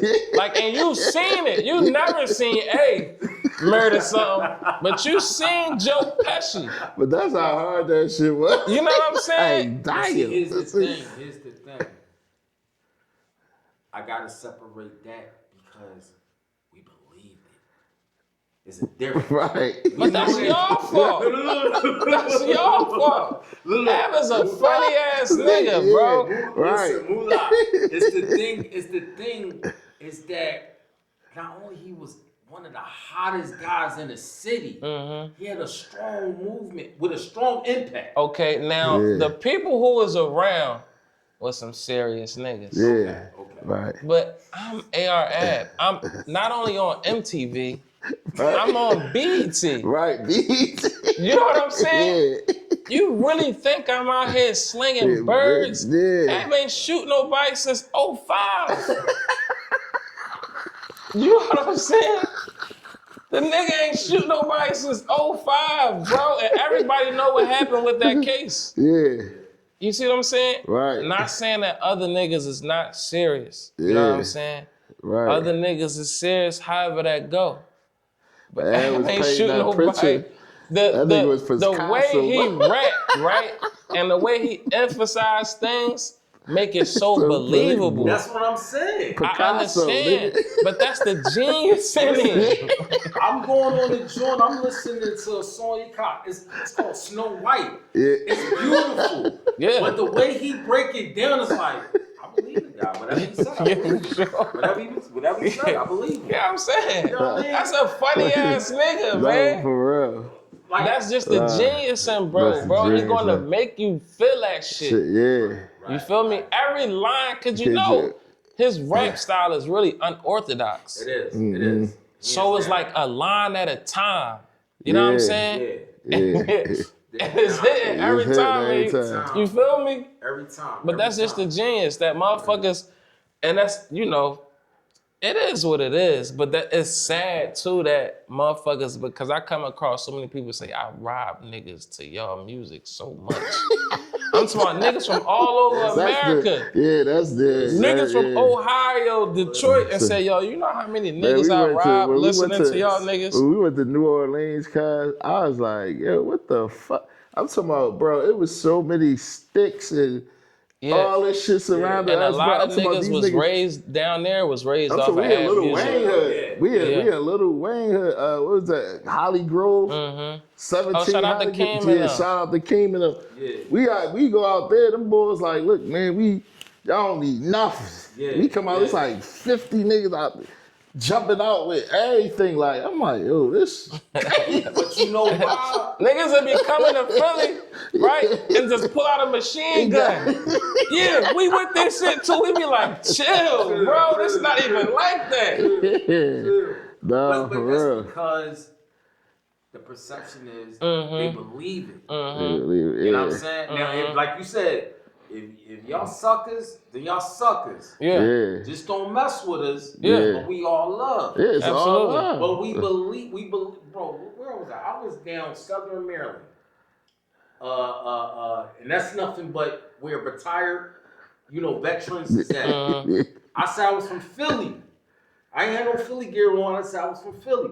Oh, you mess with the OBA? Not, do you mess with the OBA people? I'm like, oh, you talking about Arab? And I was like, yeah, I like their music. That's all right. This is all where the veterans is at. Yeah. So y'all reach is long. Bro, I'm still getting DMs from people from the Canada, UK, from London, bro. London. Because they like that. They like raw music out in London, bro. Right. They And a do. lot of them Muslim too. Yeah. Yeah. So And then understand you guys touch the gels, bro. yeah, Y'all touch the yeah, gels. absolutely, It's people absolutely. that's coming home that was like, yo, y'all music got us through this bid. You know what No, I'm for saying? real. So yeah, like y'all, the movement. I'm not gonna say the music because the music is one platform, but the whole movement and the purpose of the movement is still going. Me being like a study of like war generals and leaders, because I study that type of stuff, right? Especially even being religious, right? Most good leaders lead from the ground. From the ground. You know what I'm saying? Exactly. Like I always tell niggas, right? Because everybody into like, most people nowadays into like the flashy shit and private jets and all of that shit, right? Right. But it's more seats on a train than it is a private jet. It's more niggas in the mud that's actually getting on private jets and shit like that. Yeah. You know what I'm saying? Right. And Ad was a leader from the ground, front ground. line. Right. You know what I'm saying? Right. And that's really how it is, especially with religious leaders. They lead from within the people. Yeah. Like, I'm one of you guys. Right. Ab never got the chain. And he had the chip for it. You know what I'm saying? Yeah. Right. Yeah. He had the chip for it, but he never tried to outshine his niggas. He never tried to shit on his niggas. Right. And that's why the people loved him. He gave more. You know what I'm saying? Right. He was a leader that led from within the people. You was able to come around And really you got kick a it with great him. idea. That it sound and makes sense. We're going with it. Right. We giving you a chance. We not gonna come around and feel like you're not a part of this. That's why everybody who came around felt like they was a part of they it. felt it was That's a why family. to this day, we it's brought old you in. bitch niggas that I never met. Yeah. You know what I'm saying? He ain't lying. Because they felt like they was I'm you niggas too. Yeah. I'm just like you niggas too. Right. You know what I'm saying? Yeah. Everybody got open arms when they came in. Everybody. I interviewed DJ Alamo and Alamo, Yeah, Alamo. DJ Crazy. Yeah. Like, you know what I'm saying? He that's somebody you know what I mean? Yeah. He got songs out, stuff like that. You know what I'm saying? Like, it's just we come on in. Yeah. Come on. Until you show us something different. Right. Come on in. Which do your thing. is the other part that a lot of times when niggas come around, like, they come around with ulterior motives. Yeah. You Because feel once me? you see, that's the And downside then of it. you get spanked behind that, and then they be Yeah. like, man, them niggas the bad guys, but they don't never see that part. Yeah, You know what I'm saying? I feel you on that. That's why you see me as just me. Yeah. I got trust issues. Right. Yeah, People absolutely. that want to be a part of this, Yeah. and then I got to keep my antennas open. Is you going to snake me What's out? that? Right. Man, Yeah. I can't Right. do that. Right. Because now we got to do this. Yeah. So I just, rather, if you don't see me, you going I to see don't blame Prezzo. you. You know what I'm Right. saying? I just got trust issues. Right. When that whole indictment happened, where was you at, Mullaz? I got Getting snatched up dirty out with my bed. You know what I'm saying? Yeah. But remind you, my bro Boogie had got locked up first. Yeah. Maybe like 5, 6, 7 months before we fell. Something like that, right? Right. Yeah. Yeah. He fell in like May, we fell in like October. Yeah. He felt first. Yeah. Yeah. Right. Yeah. So it was wild. Yeah. I was in a bed, to be honest. I was in a bed and they came and got me. And then I met up with everybody down FDC. Yeah, because me and Ab is crazy because me and Ab last conversation on the phone, I'll never forget. And we was talking, and it was wild because around me and Ab live close to each other. So every night before he go in, he'd come to my house. We'd sit down, talk, and all this. And so when he left my house that night, he called me on the phone. He like, man, this is crazy, this, that, and third. I'm like, man, fuck it, pull a Frank Mathis, man. Yeah. Let's just get the fuck, like, let's just disappear. Like, you know what I'm saying? I seen the when I knew it was deep, I seen Skinny Me. And he was saying, that they after me and things like that. But that was different though. Okay. Yeah, That's a whole Skinny different. Me is not on our Yeah, case. he's not on that. He's not on the. That's he in the States. Okay. Yeah, that's a whole different thing. So okay.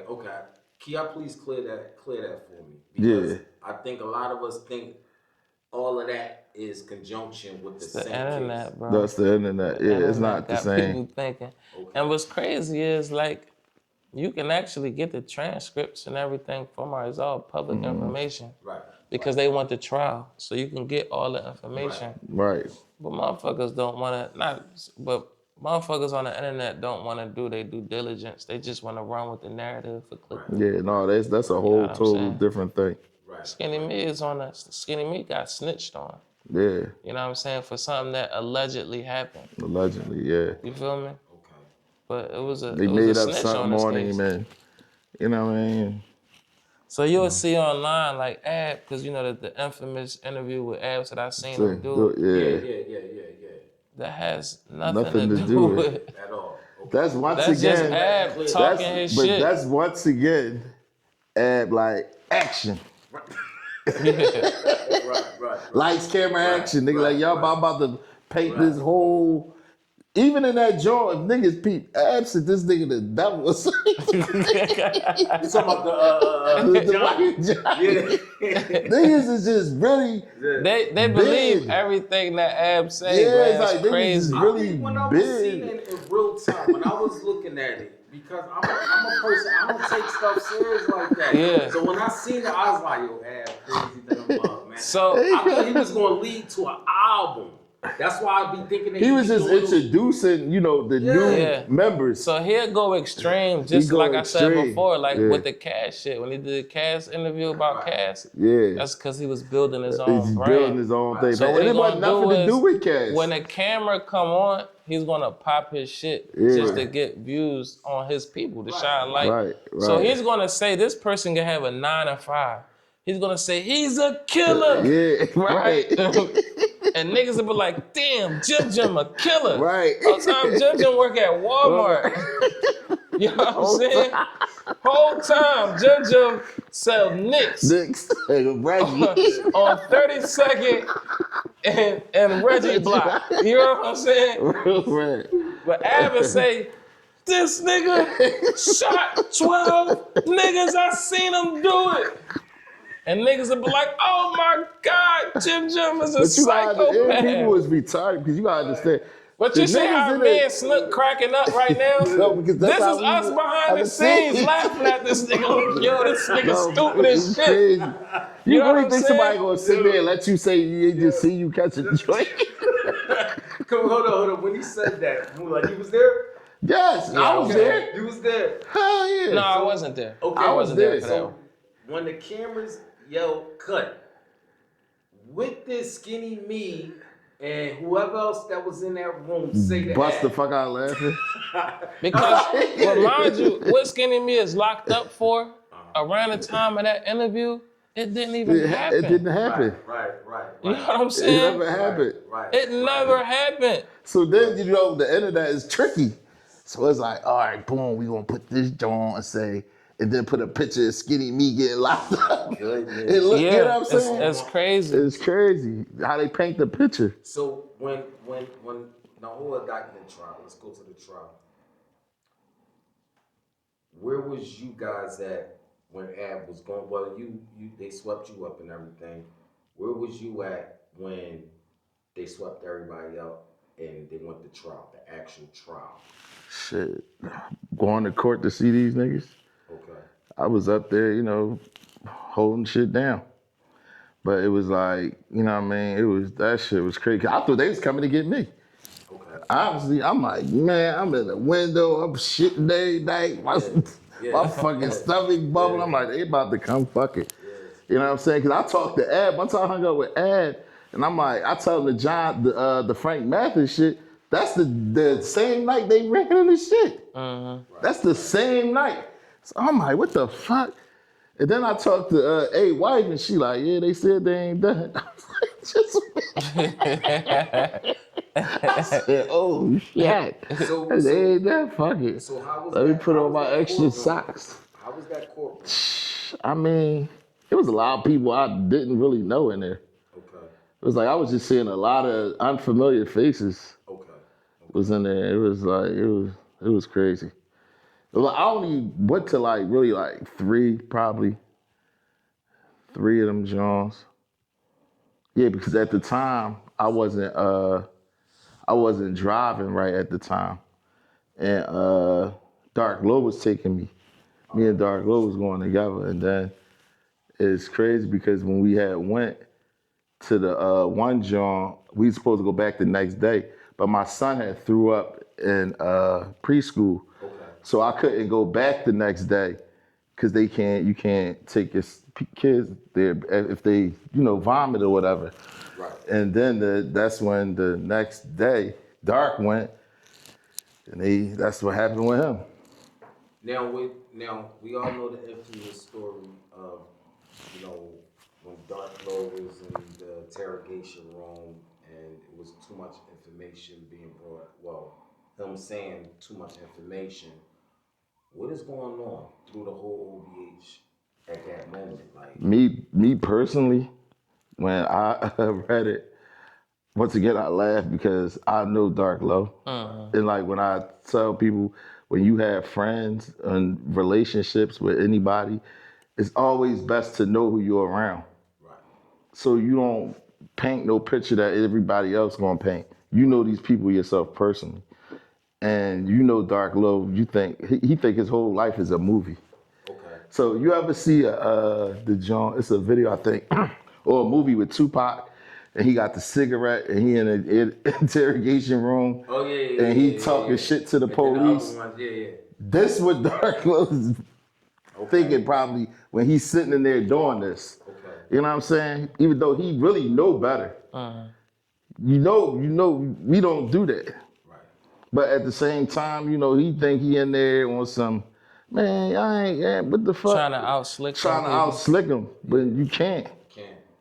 You know what I'm saying? This shit ain't no movie. This ain't and a movie. Nowadays, everything It ain't gonna a get movie, used dog. as ammunition against you. Yeah. So yeah. everything got to be Trump tight and Trump tight. fortified. You know what I'm Right. saying? Because especially with the status that we had, is everybody taking us serious. Yeah. And you know what I'm saying? Right. You got to know that any little glitch in your matrix, people gonna magnify it. You know what I'm saying? You can't be glitching at all. But the situation can't be denied. And it happened and motherfuckers gotta live with it. You know what I'm saying? Right. Now, you said as far as how OBH felt about it, like I said, Leak Moss was always a protector. You know what I'm saying? So if Leak Moss see any glitch, he gonna nip it in the bud. Right. At all costs to protect his family, because it's his family that's on trial. Right. That's blood family. Blood. You know what I'm saying? So Leak Moss seen the glitch and he jumped on it. That's his position. Yeah. You know what I'm saying? That's what he's supposed to do. Now, what transpired during that and what was said during that, it is what it is. Right. You feel me? People that know. Like we know Dark Low didn't snitch on nobody. Yeah, he didn't tell Dark on Low nobody. didn't get on the stand on nobody. Nobody did a day Dark in Low jail. didn't point no fingers on nobody. And Dark Low didn't put anybody in jail. Right. You know what I'm saying? Did he try to get cute in the room? Yeah, he did. Should he have? No, he shouldn't. And that's something that he gotta live with. But can I call Dark Low a snitch? No, I'm not gonna call Dark Low a snitch because he didn't snitch. You know what I'm saying? He did what he did and he gotta live with that. You feel me? Right. Yeah. But am I gonna condemn my brother for taking the stance that he's took? No, I'm not, because that's his position. That's his position. He's gonna protect his family. If he see a cancer, he's gonna cut the cancer out, or whatever he deem. You feel me? Right. Whatever he deem to see out of pocket, he's gonna correct it. Right. And that just is what it is. Recently, not recently, but Dark Low, he came home. I don't know if he went in or came home as a Hebrew Israelite. But he was formerly a Muslim. Where do that stand with, you know, with him as a Muslim and used to be a Muslim, but now a Hebrew Israelite? That's his business. Yeah. You know what I'm saying? There's nothing I can do about that. That's something we gotta take up with his creator. Now, what's the relationship? Is it still a relationship with Dark Low and OBH? You know, I don't want to speak on that right now. Yeah. Okay. When you guys did get indicted and everything, remember you said it was 100 Goonie gangs. It's 100 OBH members. Where are they? That's a good question. Right, you tell me. You seen any of them? Shit, man. As far as a Goonie gang, a lot of niggas switched from Goonie gang to something else. You know what I'm saying? So what? I'd rather not say, because it's not really, I'm not here to shine light on that. Okay. You feel me? Because I was Goonie gang, I'm not Goonie gang no more. You know what I'm But then saying? you started? Yeah. But we know with the feds, they treat everything like a gang. Right. So you gotta, Got you. you know what I'm saying? Got you. Right. Yeah, that need to be known. Yeah. Yeah, so I'm not neither OBH or Goonie gang. Okay. Do I have the LLC to OBH, GG, ENT, LLC? Right. Yes, I do. You know what I'm saying? Right. But am I a Goonie gang member or original block hustler? No, that was a chapter in my life where I was that, and I lived for that, and I could have died for that. Right. And unfortunately, I was willing to die for that. You know what I'm saying? But that's not a chapter in my life right now. You know what I'm saying? Now, as far as everybody else, I don't know if they feel the same way. I don't know if they flaked because of the indictment scared niggas. Yeah. I don't know if they flaked because they was around for the wrong reasons. Right. You know what I'm saying? Right. I don't know why they flaked, but, you know. Ain't nobody got time to be thinking about all that. Nah. We gotta keep it pushing. Hell nah. That's a fact. You know? Is there a OBH? There's a OBH Records where there are artists that still rep OBH Records. Right. Like it always been though. That distribute through our distribution, which is Blackfish Distribution. Yeah. You know what I'm saying? But as far as OBH, the street team, no, there is no more. It's OBH Records business. Motherfuckers pay taxes on that shit. You know what I'm saying? Right. Let's get that on the record. That's real. That ain't way. I got the bank account. You know what I'm saying? OBHGGENT. You feel me? Mullaz, while you locked up, you have the whole OBH is still running. That Goonie gang is still running. Who is operating this while Ab is booked and you is booked? Everything got shut down. Everything got shut down. People started their own thing. People did other things. You know what I'm saying? The whole thing got shut down. I mean, it really had to though. As far as rappers. People were still rapping. You know what I'm saying? Yeah, well, honestly, you could say Leak took over. Leak was pushing OBH Records. Yeah.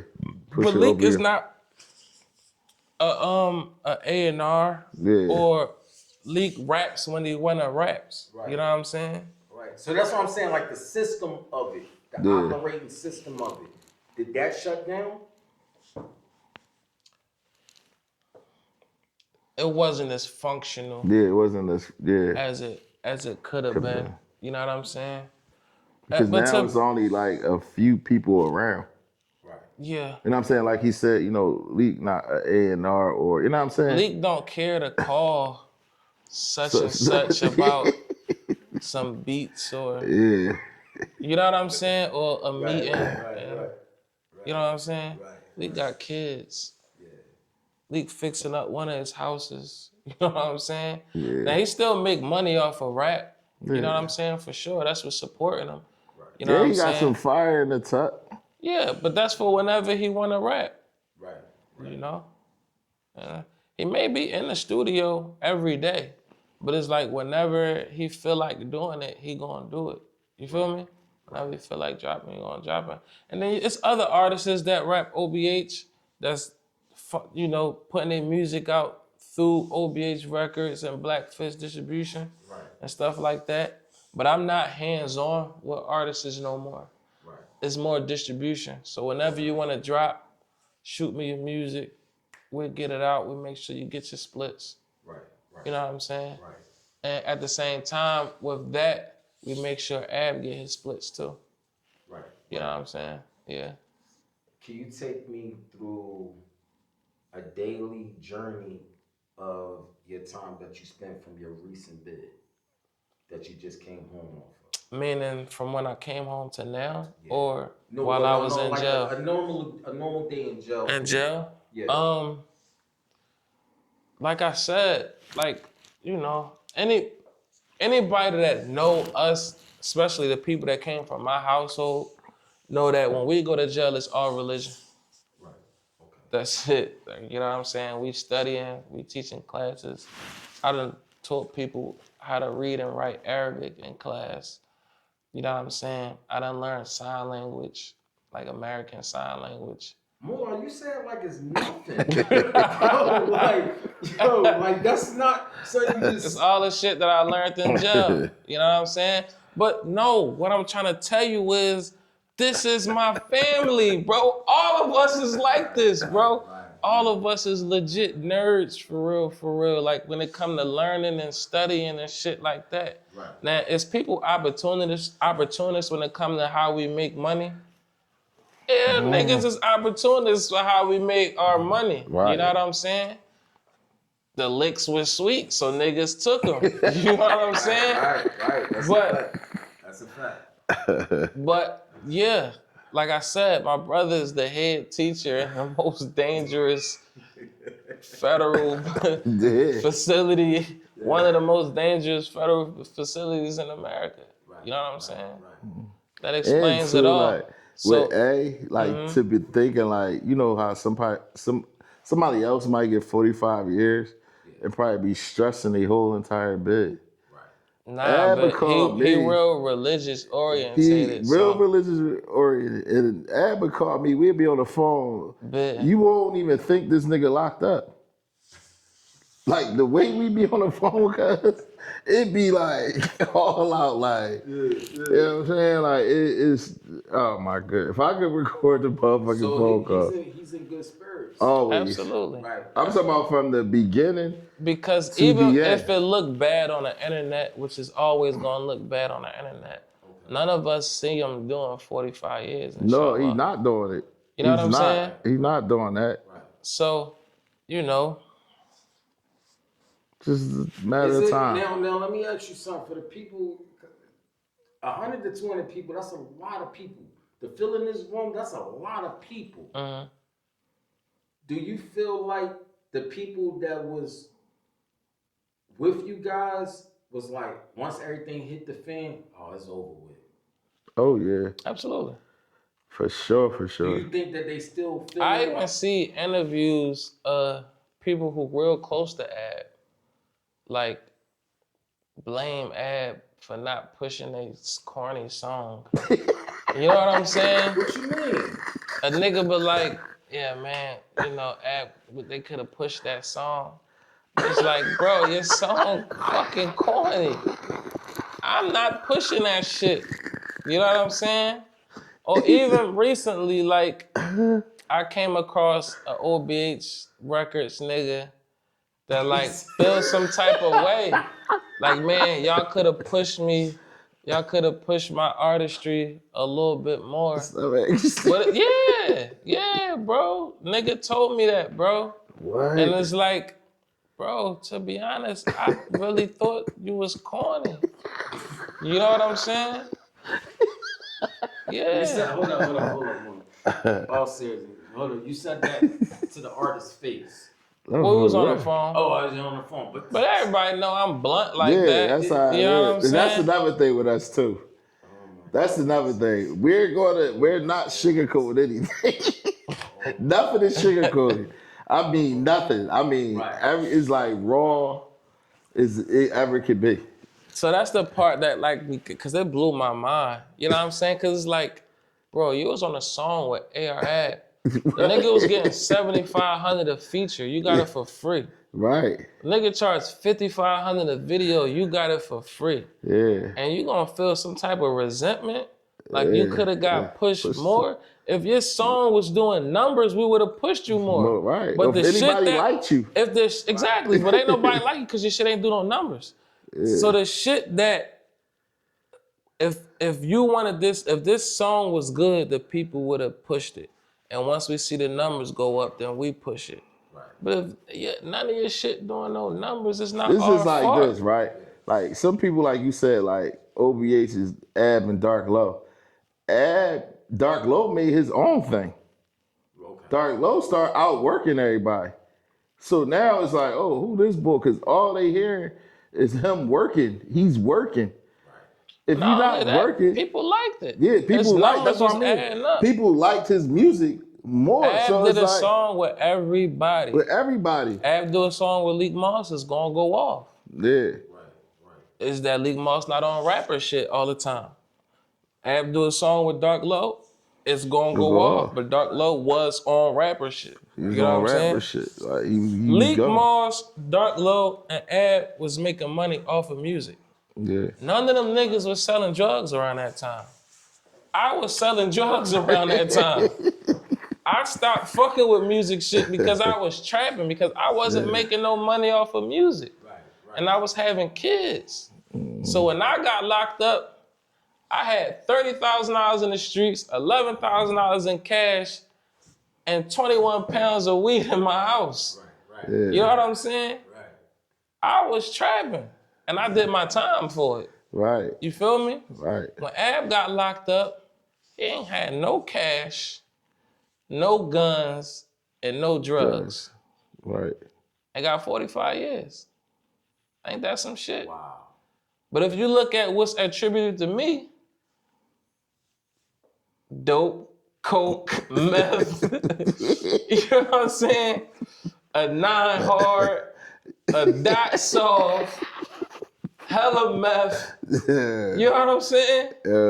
That's crazy. But that just goes to show you, like, perception. Right. Perception. You know what I'm saying? Yeah. Right. You never see me on camera talking about this shit. You feel me? I was always behind the scenes. Right? Ab was on camera talking about this shit and wasn't doing none of that shit. None of it. You know what I'm saying? That was the funny shit. Not saying that, in his past, he can talk about his past, yeah. But how the fuck am I gonna sell you a brick and I just was on MTV? Yeah. Right. So what is Ab locked up for? Because Ab was a leader of men. Perception. You know what I'm saying? They seen him as a leader. You feel me? And they knew he wasn't leading nobody in the right way, for real, for real. It wasn't like he was calling people to Jesus. You feel me? Alayhi salam. You know? He wasn't. And it is what it is. He was telling you to go get some money and save your money however you got it. Right. You feel me? Ab had the most dangerous people in the city around him off of all love. Wow. That'll jump out a car. You'll come around and won't even like imagine. To the perception of other people perceive that as like, that's dangerous. Yeah. He control all of these people. That's serious. The niggas in there falling asleep. You know what I'm saying? Wow. A lot of people not really like comfortable around dangerous people. Yeah. I ain't But falling asleep in no jail. We all like ate out the same platter. You know No, what I'm for saying? real. Me and Skinny B sharing food. I Me have and a this buy person pizza sharing for the food. whole lounge every day. You know what I'm saying? Every day, bro. It's some people, you know, for real, most OBH records niggas was homeless. Damn near. Was homeless, bro. A lot of them was living in ad properties. Yeah. Be it the lounge or wherever else. Whatever studio we had. Whatever studio I was living in the studio when I was fucked up. That's why I started trapping. Right. You know what I'm saying? Oh, for real. I was sneaky homeless in that joint. Wow, that shit used to be You feel real. me? But nobody cared King though. Erna lived in the studio. Nobody cared though. You It feel wasn't me? like King Erna? King Erna lived in the studio with me. Okay. We all lived in the nobody studio. cared though. That's the thing. That's what I'm saying. It was never, nobody was ever on some judgmental type time. You want to know why? Because Ab and that bitch too looking fucked up. You know what I'm saying? Right. He in there when he can be wearing Louis and all that shit. He wearing OBA shirts with us. And we paying the fucking studio rent. Right. This money gotta go to the studio rent. This money gotta go to us traveling to LA, to the BET Award. This like for all of us to go. For us to go to Southwest by what like South by Southwest. like all this money is going to every like whatever we want to do, whatever we doing, we all You doing. know how many people we took to South by Southwest? How many? Maybe 25 people. Flights? Probably more than No, that. we drove. We drive 15 passenger vans and shit. a day. It take a day. A lot of them niggas never left Philly. Yeah, And we took them niggas to Texas. LA. You know what I'm saying? To Cali. LA, to Miami, to Miami, Connecticut. Just yeah. everywhere we had shows at, we'll take the whole We hood find with a us. way. You know what I'm saying? If take niggas ain't had everybody. the money, I would pay for them niggas. Yeah. You know what I'm saying? Mullaz, is there any unreleased AR rap music? No. I got some dark low shit in the cut. I got some fire no brace bra shit in the cut. Okay. I'm thinking about putting together some projects, but I don't even like rap niggas like that. You know what I'm saying? I really would like to do a project and collab with some Philly artists, but the shit be fake, bro. Right. That's a fact. And it's, I can call it fake. I don't want to call it fake, but I gotta call a spade. But I also call it business. Business. Yeah. You know what I'm saying? Because the business is, Mullaz, you don't have no leverage. We was around because Ab was hot. And we wanted some of that light. Like, yeah. You know what I'm saying? Leeches. However you want to call it. You know what I'm saying? But it's Yeah, business. It's business. It's business. You know what I'm saying? And that's probably was a bad thing with us too, like, cause we always had treated open like arms family. for everybody and really treated niggas like family. We always treated whoever came in. This is the part that fucked me up, for real. Out of all the good shit that Ab did for niggas, nobody's going public and speaking on that shit. Right. Why's that?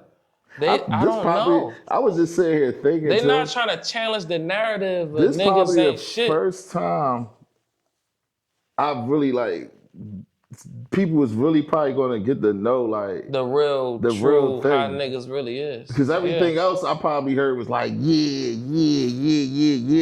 Okay. Instead Bro, of why a nigga, who was the nigga that come from, I think he's from Chicago, talking about Ab.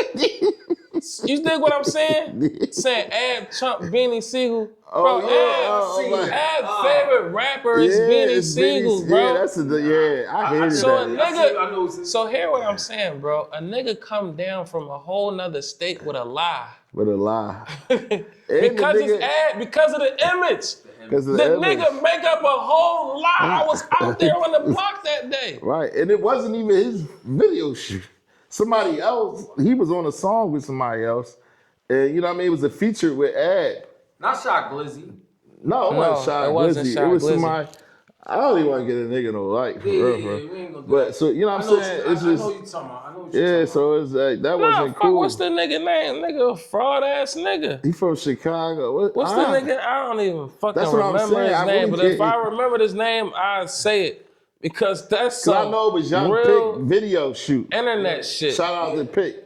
Yeah, But shout out to Pick. He was in that video shoot with Young Pick, and his homie was thorough though. His homie came down. His homie was real thorough, but like he was. Y'all gonna know the nigga And he name. was quiet. Put the nigga name. And He was out when he was out there when he was in Philly with us that day on the. He was quiet. He was real well behaved. He was wasn't real well behaved. Like he wasn't like, you know what I'm saying? Right. And then it was like when I seen that joint really made me mad. And I don't usually get upset when I see stuff, but Not that made over me mad internet because shit.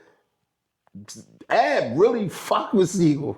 Right. Like on a high Ab- level. Like that was his favorite rapper. is Beanie Siegel, bro. Yeah. He's been vocal. So that made me mad, like, cause it's like, damn, bro, why you painting this weird picture?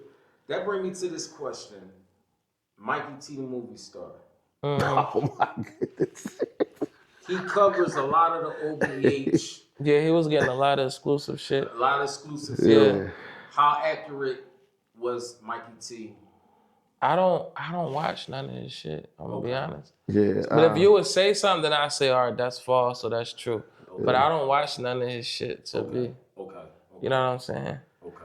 Once again, Ab take people in. Yeah, basically.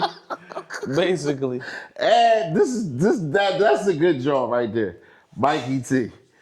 Ab has really a really great heart, bro. And that's what that's about. As we've seen, this is public, you know what I'm saying? We've seen him like the guy Mikey T, he was covering the whole OBH, everything, whatever. I believe that he got beside himself. He did. Try to He make did. it seem like Leak Malls wasn't Leak Malls, blood brother of A.R. Rad, that he tried to overstep his boundaries. Yeah, he did. And his position when it came between Mikey T and OBH. Them Moss beat him up. Yeah, he punched on it. Because the nigga came to Broad Area and did a live. I mean, listen. Like niggas ain't down the street. Yeah. He definitely Oh, he got some live. balls to go to Broad Area. It went live. He I must have don't- thought he probably didn't know that Leak was Right. probably like right there, 2 houses down. Right. Moss probably walked out in his slippers. He had sweatpants on. He was very cool. No, he did. He damn near had slippers on though. Yeah. When he punched him, he damn near had slippers on. So I say this, okay. Mullaz, you doing your time. In the process of doing your time, you also started developing publishing. Am I correct? Yeah. What made you want to do that? You know, when you're in jail, you come across a lot of people who write books that don't have a way to get out their art. You know what I'm saying? So I figured it was just the right move. You know what I'm saying? Like I said, I try to be a curator. I try to put the right pieces together to make the train run. Right. You know what I'm saying? So I'm like, okay, if they need help doing this and I can do this, we put this together, put a name on it, you know what I'm saying? And then make it work. So what we do at Road to Glory Publications, y'all can follow that on Instagram. I think on Instagram it's like Road to Glory Pub or Road to Glory Publication. I can't remember. But what we do is, if you got some art that you're trying to put out, of course, books, right? You send us the PDF, and then we'll put that shit out, and then we'll work the splits. Okay. You know what I'm saying? Okay. Right now, we just got a bunch of books that Ad writing coming out. But we also got the actual Goonie Gang story. Yeah, No Breaks Brass is doing that. And then we got the AR Ab story. And Ab is doing that. Okay. You know what I'm saying? So then the next book's coming out. Now what made Ab want to go into that arena? Yeah, why not? Right. Honestly. Like once again, Ab is locked up in the bed. Ab is gonna find a way to use what he got going on and the people. I already fuck y'all up. The last 4 books that Ab wrote was like sci-fi. Yeah. Sci-fi. No books, bro. bullshit. The nigga's a nerd, He's bro. a nerd. That's what my I'm saying. man though, like, you know what I'm saying? But Yeah. you gotta know this dude is a funny nigga, bro. Funny nigga, bro. So hold on. When you first got the first initial book, Bro, you reading this shit is on some futuristic futuristic sci-fi shit, yeah. shit. So the first book is like the United States of Philadelphia. Philadelphia, right. And everybody think this shit ready to be an OVH story the whole time. This shit on some sci-fi shit, bro. No bullshit. Like the nigga watch Hunger Games and shit like that. Yeah. You know what I'm saying? Right. Yeah, We bro. into the movies. because I'm gonna tell you from the outside looking at everybody thinking that he watching Scarface, he watching all of that stuff. Oh, we watching that shit. Yeah, I'm saying But we everybody gonna watch watching it. that Yeah, shit, but you but can't just put Ab in a box. You can't really put none of us in a box. Yeah. Because we never was around so many people to get influenced Yeah. by other people. We Right. We did what we always wanted. did our own thing. Yeah. Right. You know what I'm saying? Right. So we was still original to what we came up with on. them. Yeah. You feel me? So you can't say these niggas is just trap, gangster, this, that. It's like, nah, nigga, our favorite movie is Anchorman, bro. Anchorman. Or, you know what I'm saying? What's Ab John? The Revenge of he got locked up and they sent him over to prison. The Count of Monte. The Calamari, that Monte shit. Cristo or some shit like that. Yeah. That's his favorite movie. That's his favorite movie. He read the book. That's one of his favorite books, That's one for of his sure. favorite movie and book, yeah. Yeah. All right, I got a little segment right here. All right. If you could take 3 OBH artists, right, from the beginning, current, the middle, whatever. Take 3 OBH artists to go against any other city. Don't matter what's the lineup. Who are you bringing? Definitely Ab, Leak, and Low. Okay. Yeah. All right. But all right, so I'm gonna go get a little intricate, right? Okay. As far as song for song, album for album, Oh or yeah, battle that, rapping. yeah, right. Yeah. Which song one? For song, album for album. All right. So And then we can do battle. if it's battle rapping, right? Yeah, that's a different. P90 Smooth, Yeah. News, News, yeah, News. right? for sure, News. I know Leak Moss can do it, but I know he won't do it. Yeah, I don't You know think what I'm want saying? Somebody in his face. I know he won't do it. Yeah. So I say no breaks, bras. Oh yeah. And see, I don't get that harmonizing no shit breaks, fucked yeah. up with No no breaks, breaks, bras. yeah. On the It battle came tip, up on yeah. Area Ave. He's a battle I'm talking rapper. about nasty. Yeah. You know what I'm saying? Nasty. So no breaks, bras. P90 Smooth, and P90. and News. Yeah, P90 because he animated with it. Yeah, he animated. Yeah, Nah, he he'll real. get the crowd. Now, Yeah. song for song, right? I put, for real, I put Ron Harvey Jr. Yeah. I put that tape up against any tape Yeah. in Philly. You know what I'm saying? That whole jaw knock from beginning to end. I put Who Harder Than Me 2 up That's my favorite genre, bro. against a lot of shit in Philly. No, for real. Lyrics, I put Leak Moss against anybody. Yeah, nah. Yeah, I lyrics. agree. You know what I'm saying? Yeah. Leak gotta take it serious, man, because he's one of those guys. Yeah, Yeah. Leak Moss don't like the industry because how fake it is. Yeah. You know what I'm saying? Like Leak Moss is really a good friend. No, for So real. if he get the fuck with you, he really will put it on the line for you. Yeah. But everybody always break his heart. Yeah. So he don't really deal with motherfuckers. Right. You know what I'm saying? But yeah, but like that would be my line. I would put Dark Low. Matter of fact, let me pop my shit a little bit, right? Do your thing. Because during our run, right, underground, right? So we talking outside, Rock, Meek, and Vert. Okay. Nobody made more money off of music than us. During Real that run, shit. nobody made more money off of it. Nobody was getting more feature money than us. Nobody was getting more shows than us. We was on the road every weekend. Every weekend. Every weekend. Right. And when we hit that road, when we hit that city, We got a feature and a video set up. For sure. You see what I'm saying? Right. Nobody was making more money in rap than us. And we was taking them niggas, and the niggas who was doing the features and giving us the bread for that. All right, come on. Yeah, so We out here. that's how it go too. So You like, know what I'm let's just saying? say if you We from was, Memphis you gave and us you some pay money. for a You feature, definitely, you know what I'm saying? you put some money in our pocket. All right, you ain't gotta put no money in our pocket no Yeah. more. We fucking with We you. fucking with You know you. what I'm saying? Right. And that's how we come across niggas like Young Pick. Shout out to Young Yeah, Pick. shout out to Pitt. You know what I'm saying? And the list goes on. Who's like, Keem and them out, Holly Grove. yeah, Holly Grove King. You know what I'm saying? Like, I go to New Even Orleans with, by myself. I call, you know what I'm saying? Even with Shy Money, you know, we was the first niggas to bring Shy Money. Shy Glizzy. Shy Glizzy, excuse me. Yeah, Shy Glizzy. Shy Glizzy. We was the first, yeah, recipe Shy Money for sure. We was the Yeah, first R.I.P. niggas to Shy. bring Shy Glizzy to Philly. You know what I'm Yeah. saying? We seen Right. it on camera. Yeah. Let me ask you a question, Mullaz.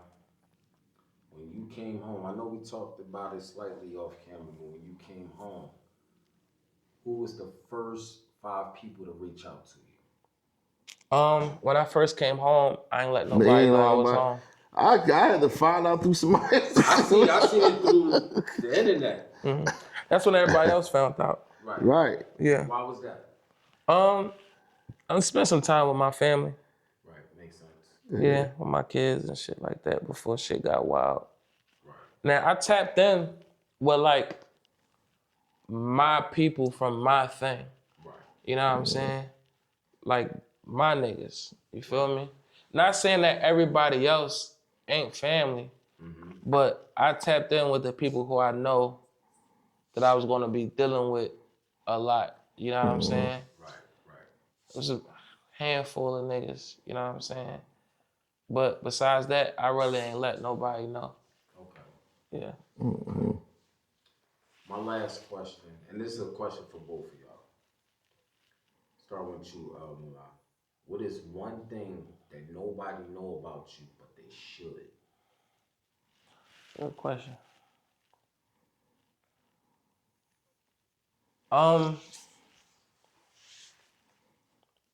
That I'm really for the city. You know what I'm saying?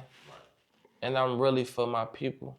So like even with like my clothes that I got on right now, my man make this shit, nigga from my hood, this swamp life shit, this shit fly too. I'll get up and give you a whole joint. You know what I'm saying?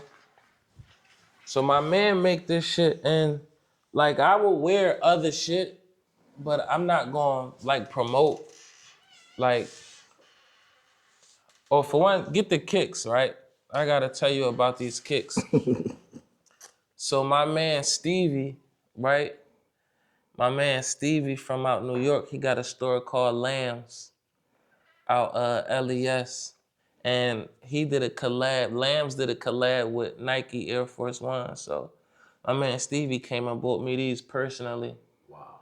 Yeah, hell yeah. You know what I'm saying? Wow, they tight. My man, he got like that's exclusive to get a Nike collab. Right. You feel Right. me? Right. Yeah, For so real. check these out. You know what I'm saying? Them joints tough.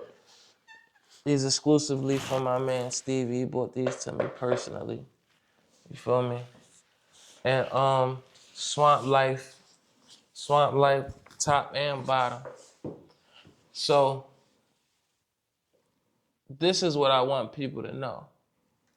I want people to know that I would rather support people from my city and wear they shit, or niggas, cause Stevie not from my city, but that's my dog. Right. So I would rather support us and push us to the forefront.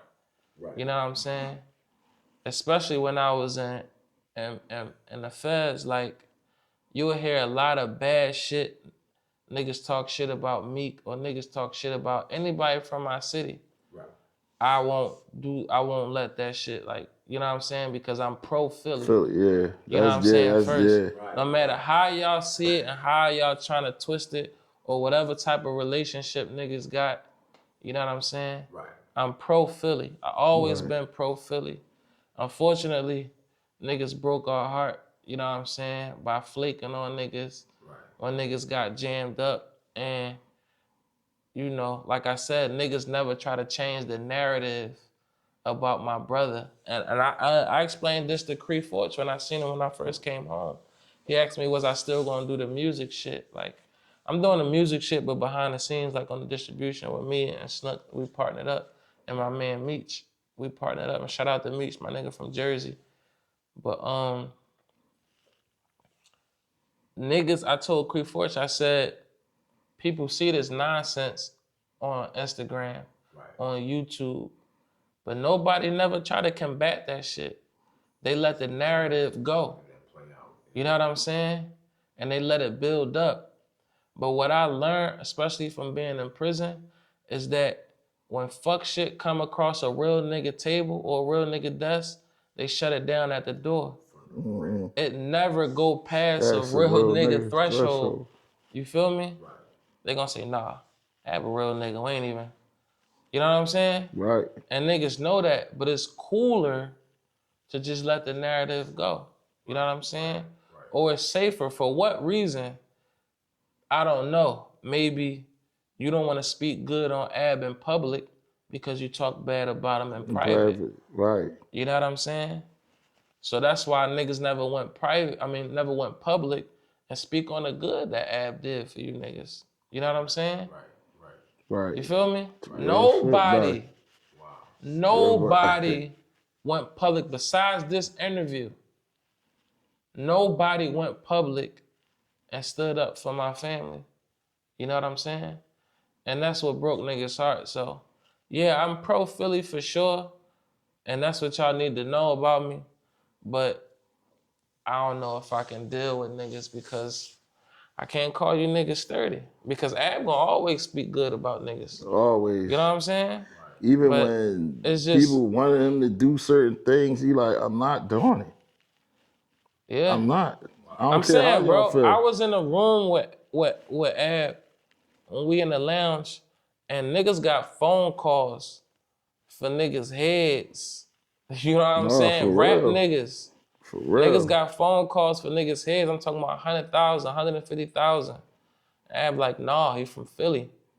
You know what I'm saying? Yeah. Nah, I can't do that. You can't do that. You know what I'm bro. saying? Wow. How many beefs Ab squashed? You know what I'm saying? Yeah, bro. That's but the niggas don't untold be story. mentioning that shit. You know what I'm saying? That's the untold right there. Yeah, How much violence was stopped? They keep talking about all the violence that happened. Let's talk about how much violence that was stopped. Right. How much violence that was prevented. Nobody talking about how much violence was prevented, but everybody want to talk about this and that. Entertainment shit. Like I said, that's why it's funny. And that's why Ab can go on a John and say, yeah, I seen him do it. Right. That's why he can do it, because he in his mind, he like, oh, watch they believe this. Look, watch this shit. Watch this shit. Y'all really believe he did it. Now, unfortunately, Skinny Me did ended up getting locked up for allegedly killing somebody. Yeah. You know what I'm saying? But that was later on. Later on down the line. If you look at the time, all the videos got timestamps. Right, that's a fact. There's a timestamp and a date from when that interview came out to when the alleged homicide happened. And we're gonna say alleged because we don't believe that Skinny Me did it. Right, he did. You know what I'm saying? Somebody unfortunately made a statement on him and we all know how that go. But we can look at the timestamp on that shit. Right. You feel me? Right. But you know, it is what it is. If Ab was out right now, what would be the first thing that you'll do to push him musically? Meaning coming home from the situation? Mm-hmm. After chilling with the fam and catching up. Moving to Saudi Arabia. Y'all ain't fucked up. They don't want to deal with none of y'all niggas, bro. Get the fuck away from you. You think you gonna get back on the music scene? Bro, it would surprise me. Yeah. When I tell you, Ab's damn near done with all of this shit. Yeah. Cooked it. It's like, it's damn. The shit not real. It's There's exhausting. some real niggas in it. Like, shout out to D from Rough Rider. The whole Rough Rider camp, bro. Solid niggas. There's a few solid niggas. But majority of this shit, bro, is fake. Bro. And Rough Riders, to be honest, bro, far as like I've been in this like industry shit, they the most realest niggas in it for real. I'm talking about like when me, Ab, and Cash used to tour and go from place to place. I don't give a fuck where it's at in the world. Is 15 to 20 Rough Rider niggas coming out. Yeah, them niggas got long arms. I'm talking about like 50 to 20. I'm talking about like serious though. Right. It's like they coming out and it's not a game. It ain't about no chip or nothing. It's just like off the love. Right. Wherever we went. Let me ask you guys a question. In the city of Philadelphia, do you feel like today's artist that's out here is carrying it how it's supposed to be? It's quiet. The Um, rap scene is quiet right now. Very. yeah, it's some young niggas, right? I like how they putting everything together. Like I like Fadi Goon. Okay. Yeah, I like Fadi. I like Fadi Goon. I like Yeah. what Fadi Goon, Lil Bucks, and Pound Side Pop is doing. Yeah, shout out to Pound Side. You know what I'm saying? And he family. That's I like folks. OZ Sparks. Yeah, OZ, yeah. There's a couple young cats. Have you heard of K Gibbs, Amir Ali? Yeah, K I like Gibbs. Amir Ali. Yeah. Yeah, I like like Amir Tor. Ali too, yeah. I like the kid Tor. I like the kid YSN. Tor, I yeah. think he got energy. Plus I know his pops. Yeah, it's a lot of talent. They just lack content. Content. You know what I'm saying? Hold up, elaborate. They got talent, right? Because nowadays, you know, these kids not really writing shit. You know, there's a few that's actually can rap, like Tor, Amir Ali. But for the most part, you know, these kids is coming up with a lot of raps, but they lacking, like I said, for me to become a fan of you, I got to know your story. Right. You know what I'm saying? Like, nobody is doing merch right now, so nobody has their own style. That's a fact. You feel me? That's a fact. Like, if I was an artist, me being in all of this Swamp Life shit would be my style, right? And whoever is a fan of me will want to buy Swamp Life. Right. You know what I'm saying? Right. What artist is out there that really got some shit like that You don't see it no in more. the city? It's rare. It's very rare. I know Nair Costello got some shit. Yeah, shout to my guy there. He was just on. He got some merch. Yeah. You know what I'm saying? Yeah.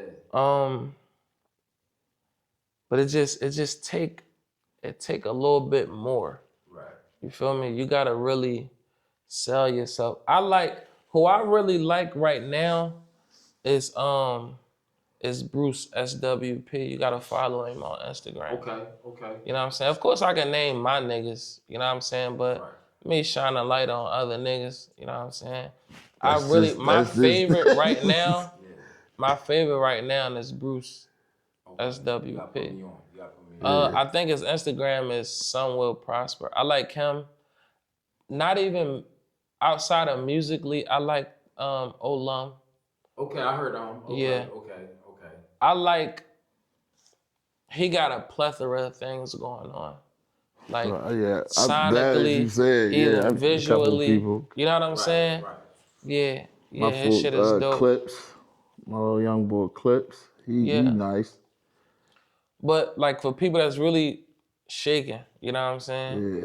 Niggas that's really shaking, Olam is really making a footprint in the city. Right. Bruce is. Okay. Of course, the Amir Ali's and Tor, but they already established. You know what I'm saying? They already established in the city. Yeah. But coming up, Fadi Goon and his whole camp. That whole camp. You know what I'm saying? I think if they keep it how it is with like all three of them and keep going like that, they can get some traction. I think Lil Bucks got signed for something. Lil Bucks, yeah. Yeah, I think Lil Bucks. He just came home and got signed, but I think that's a good joint. If you can go back to that 15-year-old that had the machine gun, what would you tell him? Everything happened for a reason. That made me who I am. You know what I'm saying? Once I caught that case and I didn't snitch, that made my uncle and my cousin say this guy's a man's man because he could have snitched. I was in school and shit. Yeah. You know what I'm saying? Right. You know, shit happened. It's unfortunate for a kid, but everything happened for a reason. You know what I'm saying? Yeah, when people ask that, or when people say that, like, you really can't change. You really can't change nothing about where you at now. Because what if you change it and something happened? Yeah, for the worst. For the worst. And I mean, like, you could turn out to be a doctor and still get hit by a car and end it. That's a fact. So, Mullaz, how big is loyalty for you?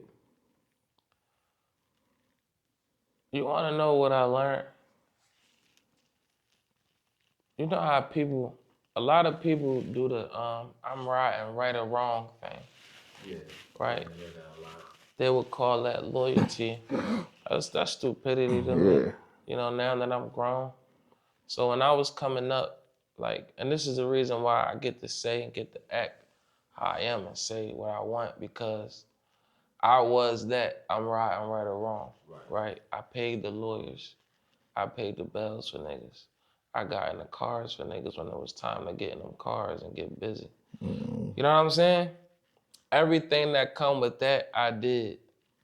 So I get to say, you know, I'm a family man now. You know what I'm saying? So it's not Mullaz gonna ride right or wrong.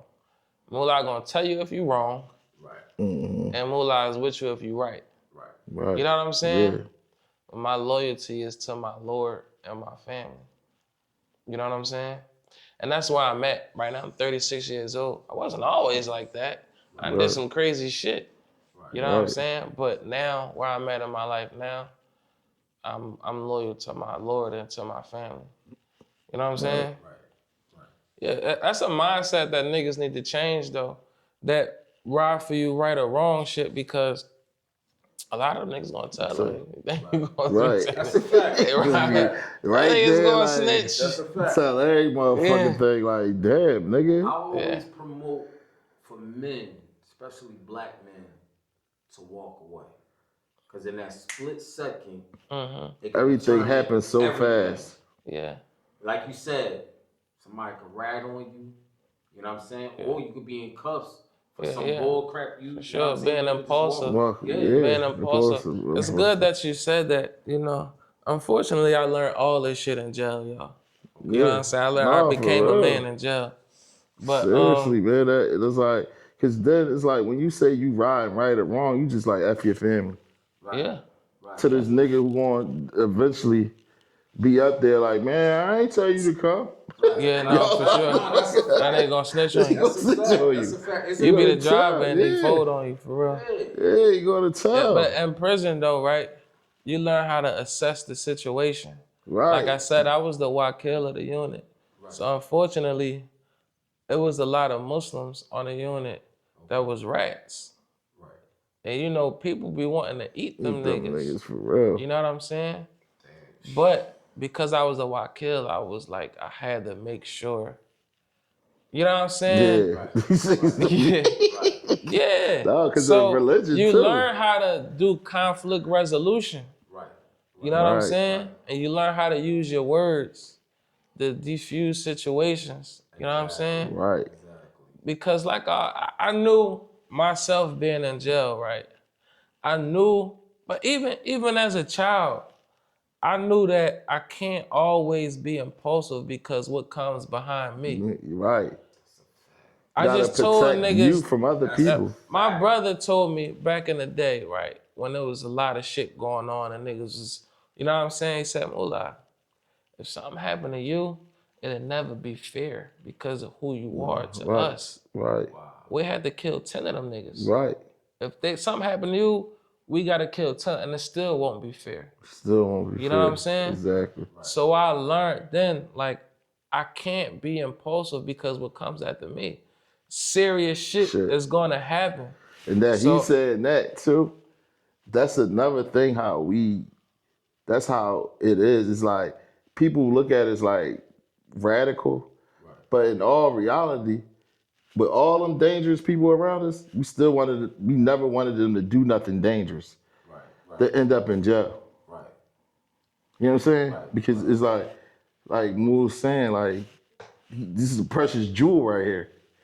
You know what I'm saying? Right. Like, I even told him Sunday when we supposed to go, I said, yo, do not go by yourself. What I tell you? Yeah. Do not come up here by yourself at all. Right. Yeah. Because I know, like, ain't nothing happening while I'm around. Yeah. You know what I'm saying? So that's So like, when we come back to loyalty, right? I'm so loyal, right, to Snook or any other of my people that I'm not gonna do nothing stupid, because guess who's gonna get in the car? Snook. Right. You see what I'm saying? for real. So to prevent him leaving his children and leaving his wife and family to go get in the car and get busy, I just gotta be a grown man. You know what I'm saying? I can't put myself in position. And that comes with right or wrong. Right or wrong. You know what I'm saying? And if you love somebody, you don't go do nothing stupid to have them. That's a fact. You know what I'm saying? And that's how we lived. That's a fact. That's really how we live. And he ain't lying. Ab got locked up. That nigga ain't have a fucking grammar code. A grammar, no drug, and nothing. Right. Nothing at all. It's just fucking hearsay. Yeah. A nigga got locked up off of got 45 fucking years. You know what's years. crazy? Real fast though. A nigga be like, Ab, how you gonna tell me Ab ain't sell all the bricks? It's like, bro, I'm on the case with this nigga. They'll tell you. Ab killed everybody. Everybody. You know what I'm saying? It's like, bro. A nigga told me, Ab saw, come on, he gonna kill at least 10 niggas. Yeah, bro. No. That's the internet shit, though. That's the internet. That's the internet shit, bro. People be believing any fucking thing, we bro. did a video of my projects uptown, back Somerville, bottom side, Champlain's Homes. We did a video in there.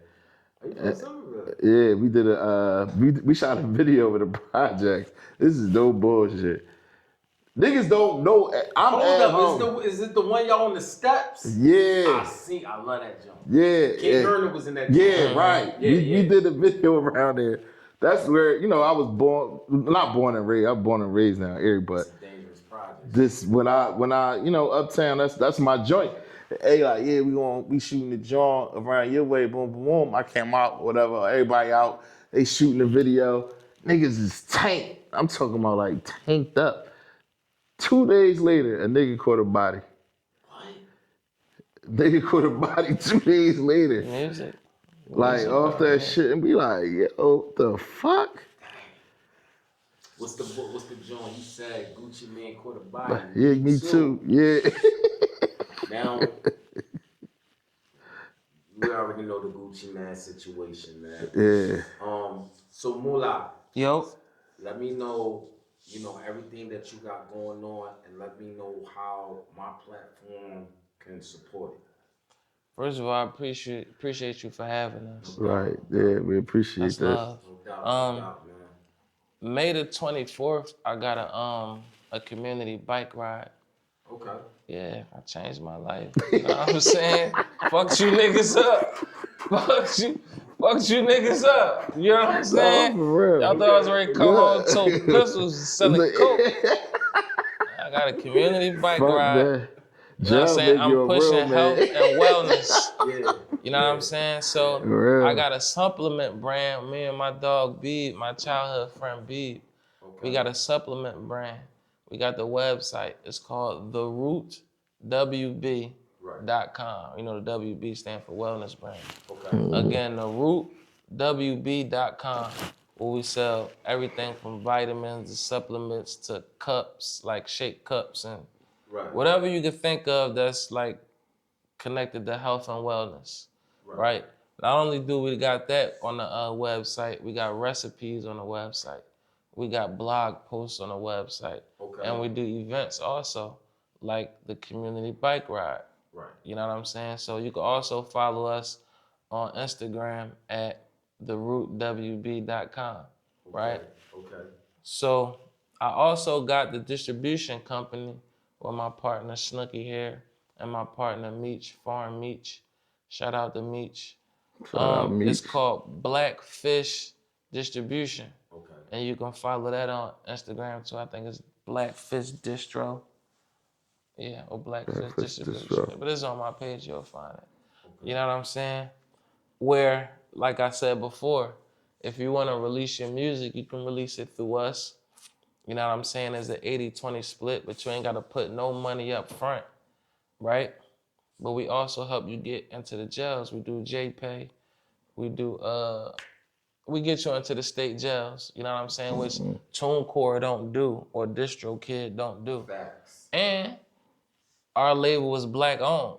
You feel me? Right. So why give your money to them when we can bust down the paper together? You feel me? Right. We distribute you. We get you a Vivo channel. You know what I'm saying? We help you with promotion. It's a digital distribution company.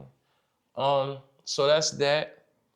Also, you know, we got the merch still. We still selling OBH merch because why not? Right. You know what I'm saying? Yeah. So that's what we got going. Get you some of that swamp life shit. Yeah, that's all nice. And when you out in New York, you gotta go up to Lambs. You know what I'm saying? Out in LES. Yeah, and that's what we got going on. You know, I'm big like I'm gonna support the clothing brands that's from us. Yeah. Before you ever see me shouting any of that goofy shit out, looking like everybody else, looking like a clone, you know what I'm saying? You're gonna see me in our shit, cause this shit fly anyway. Right. You know what I'm saying? So stop promoting all of that shit and score some clothes off your man. That's a fact. You know what I'm saying? Get your man going. Cause all your friends sell clothes. You feel me? Cause that's what everybody doing Too bad now. my friends don't make clothes my size. That shit more like a you thing, man. You need to work on that. But yeah, man, support black owned businesses. You feel me? Yeah. Before we get up out of here, man, let me just say this, man. Oh, real fast. Roll the Glory. Roll the Glory Publications. We got hella books. Okay. You know what I'm saying? Okay. Most of them is written by Ab, so support Ab. Even if you don't read. Right. Even if the books you think is whack. Yeah. Just buy it anyway. Let's support that. All you old OBH niggas, go get some Ab books. Everybody been around us. Yeah. That's a lot of books. Yeah. And promote Ab books too. Like, goddamn, start me out. At least just promote it. Like, One thing that I'm hearing, man, you know what I'm saying, from the outside looking in, is that regardless of any situation, you guys always giving back. You dig what I'm saying? No, for real. When you came home, you didn't have to do a supplement for the community. You didn't have to do the bike thing. You didn't have to resell OBH or Goonie Gang clothes. You could have just been living your life like it was golden and chilling. Yeah, you know what I'm saying? underground. I could have stayed underground. No, exactly. For real. You know what I'm saying? But that's something that it come by rarely, and I don't want to take that for granted. You know what I'm saying? So that's why I asked, how can we help? You know what I'm saying? So you got the book. This is enough, man. This platform. No, yeah, my seriously. dog. And before we go, right? We got a community event out in Logan. It's called Rock the Block. Okay. Right? Where we shutting the block down. You know what I'm saying? We're gonna have some performances. It's May 23rd. Yeah, you can check the flyer out on my page. Hopefully we can cross promo. I'll put that joint. You know what I'm saying? I send you all the links to everything. Yeah. So yeah, College is gonna be performing there. Bump artist is that girl Monty gonna be performing there. I got a chance to see her at Sandman's joint. She's next up. Is his niece or his daughter? His niece. Yeah. Niece. Yup. She's dope. Yeah, and a few other of our friends is gonna be performing there. You know what I'm saying? So May 23rd is the community event as far as the show, and it's gonna be vending and all that. And then the very next day, we're gonna do the community bike ride, because I'm in the community now. Yeah, I'm working. We doing positive things in the community. Yeah, you gotta understand. We grew up, you know what I mean, unfortunate too. Right. So we know how right now an unfortunate kid is. We know how they feel. Right. So, you know what I'm saying? We want to, like, try to at least make their life better. Right. A little better, like, better than ours was. Right. You know what I'm saying? When they could Yes, sir. grow up and be something bigger than not just a rapper, but anything they want to be. Yeah. You know what I'm saying? One of That's the things one the important judge thing. told Ab, he said, I'm giving you this time because of your influence. You had a lot of Yeah. influence, and you ain't influenced the people to do the right thing with that influence you had. What? So now we're trying to use that same influence, the influence to do the right thing. Uplift. Yeah, Oh, she uplift the said that? community. We ain't gonna skip what she said that? Yeah, he said Yeah, that. he Yeah, said for that. sure. He said that. Yeah. Yeah. Well, like I said, it's public records that Ab didn't get caught with a drug, a gun, or a money. Nothing. Nothing. Right? So they're making an example. Absolutely. To give a man 45 All because of fucking internet years. shit, bro. The Yeah. internet shit, bro. Even the judge believe the internet shit. Right. Shit That crazy. shit crazy. That's crazy, bro. That is. Wow. That is. Wow. I don't got no brothers. I got 2 sisters. One passed from ALS, so I got Sorry to hear that. It's my condolences. And I don't. If my sister was to, you know what I'm saying, be sent off to how many years? I don't care if it was 5 months. For that, and you don't got no evidence, that'll rub me the wrong way about the system and the justice and everything. We know those systems is all System jacked up. is. Right. It's all about money. But all what we're about gonna do is we're gonna keep our faith. Right. But also we're gonna work too, because it's not just about faith. We gotta put the footwork in too. Yeah. So we got the lawyer already, you know what I'm saying? We already back in court. Yeah. You know what I'm saying? For the grace of God, we get some relief. Right. Whenever it come. We don't know when it's gonna come, but we know it's gonna come. Right. Well, man, guys, it was a pleasure. You guys coming up on the platform. I hope you had a good time. Right. Heck yeah, Yeah. heck yeah, Right. man. It's gonna be one of those, man. Yeah. It's gonna be one I of hope those. so. Yes, sir. Yes, Yeah, sir. man.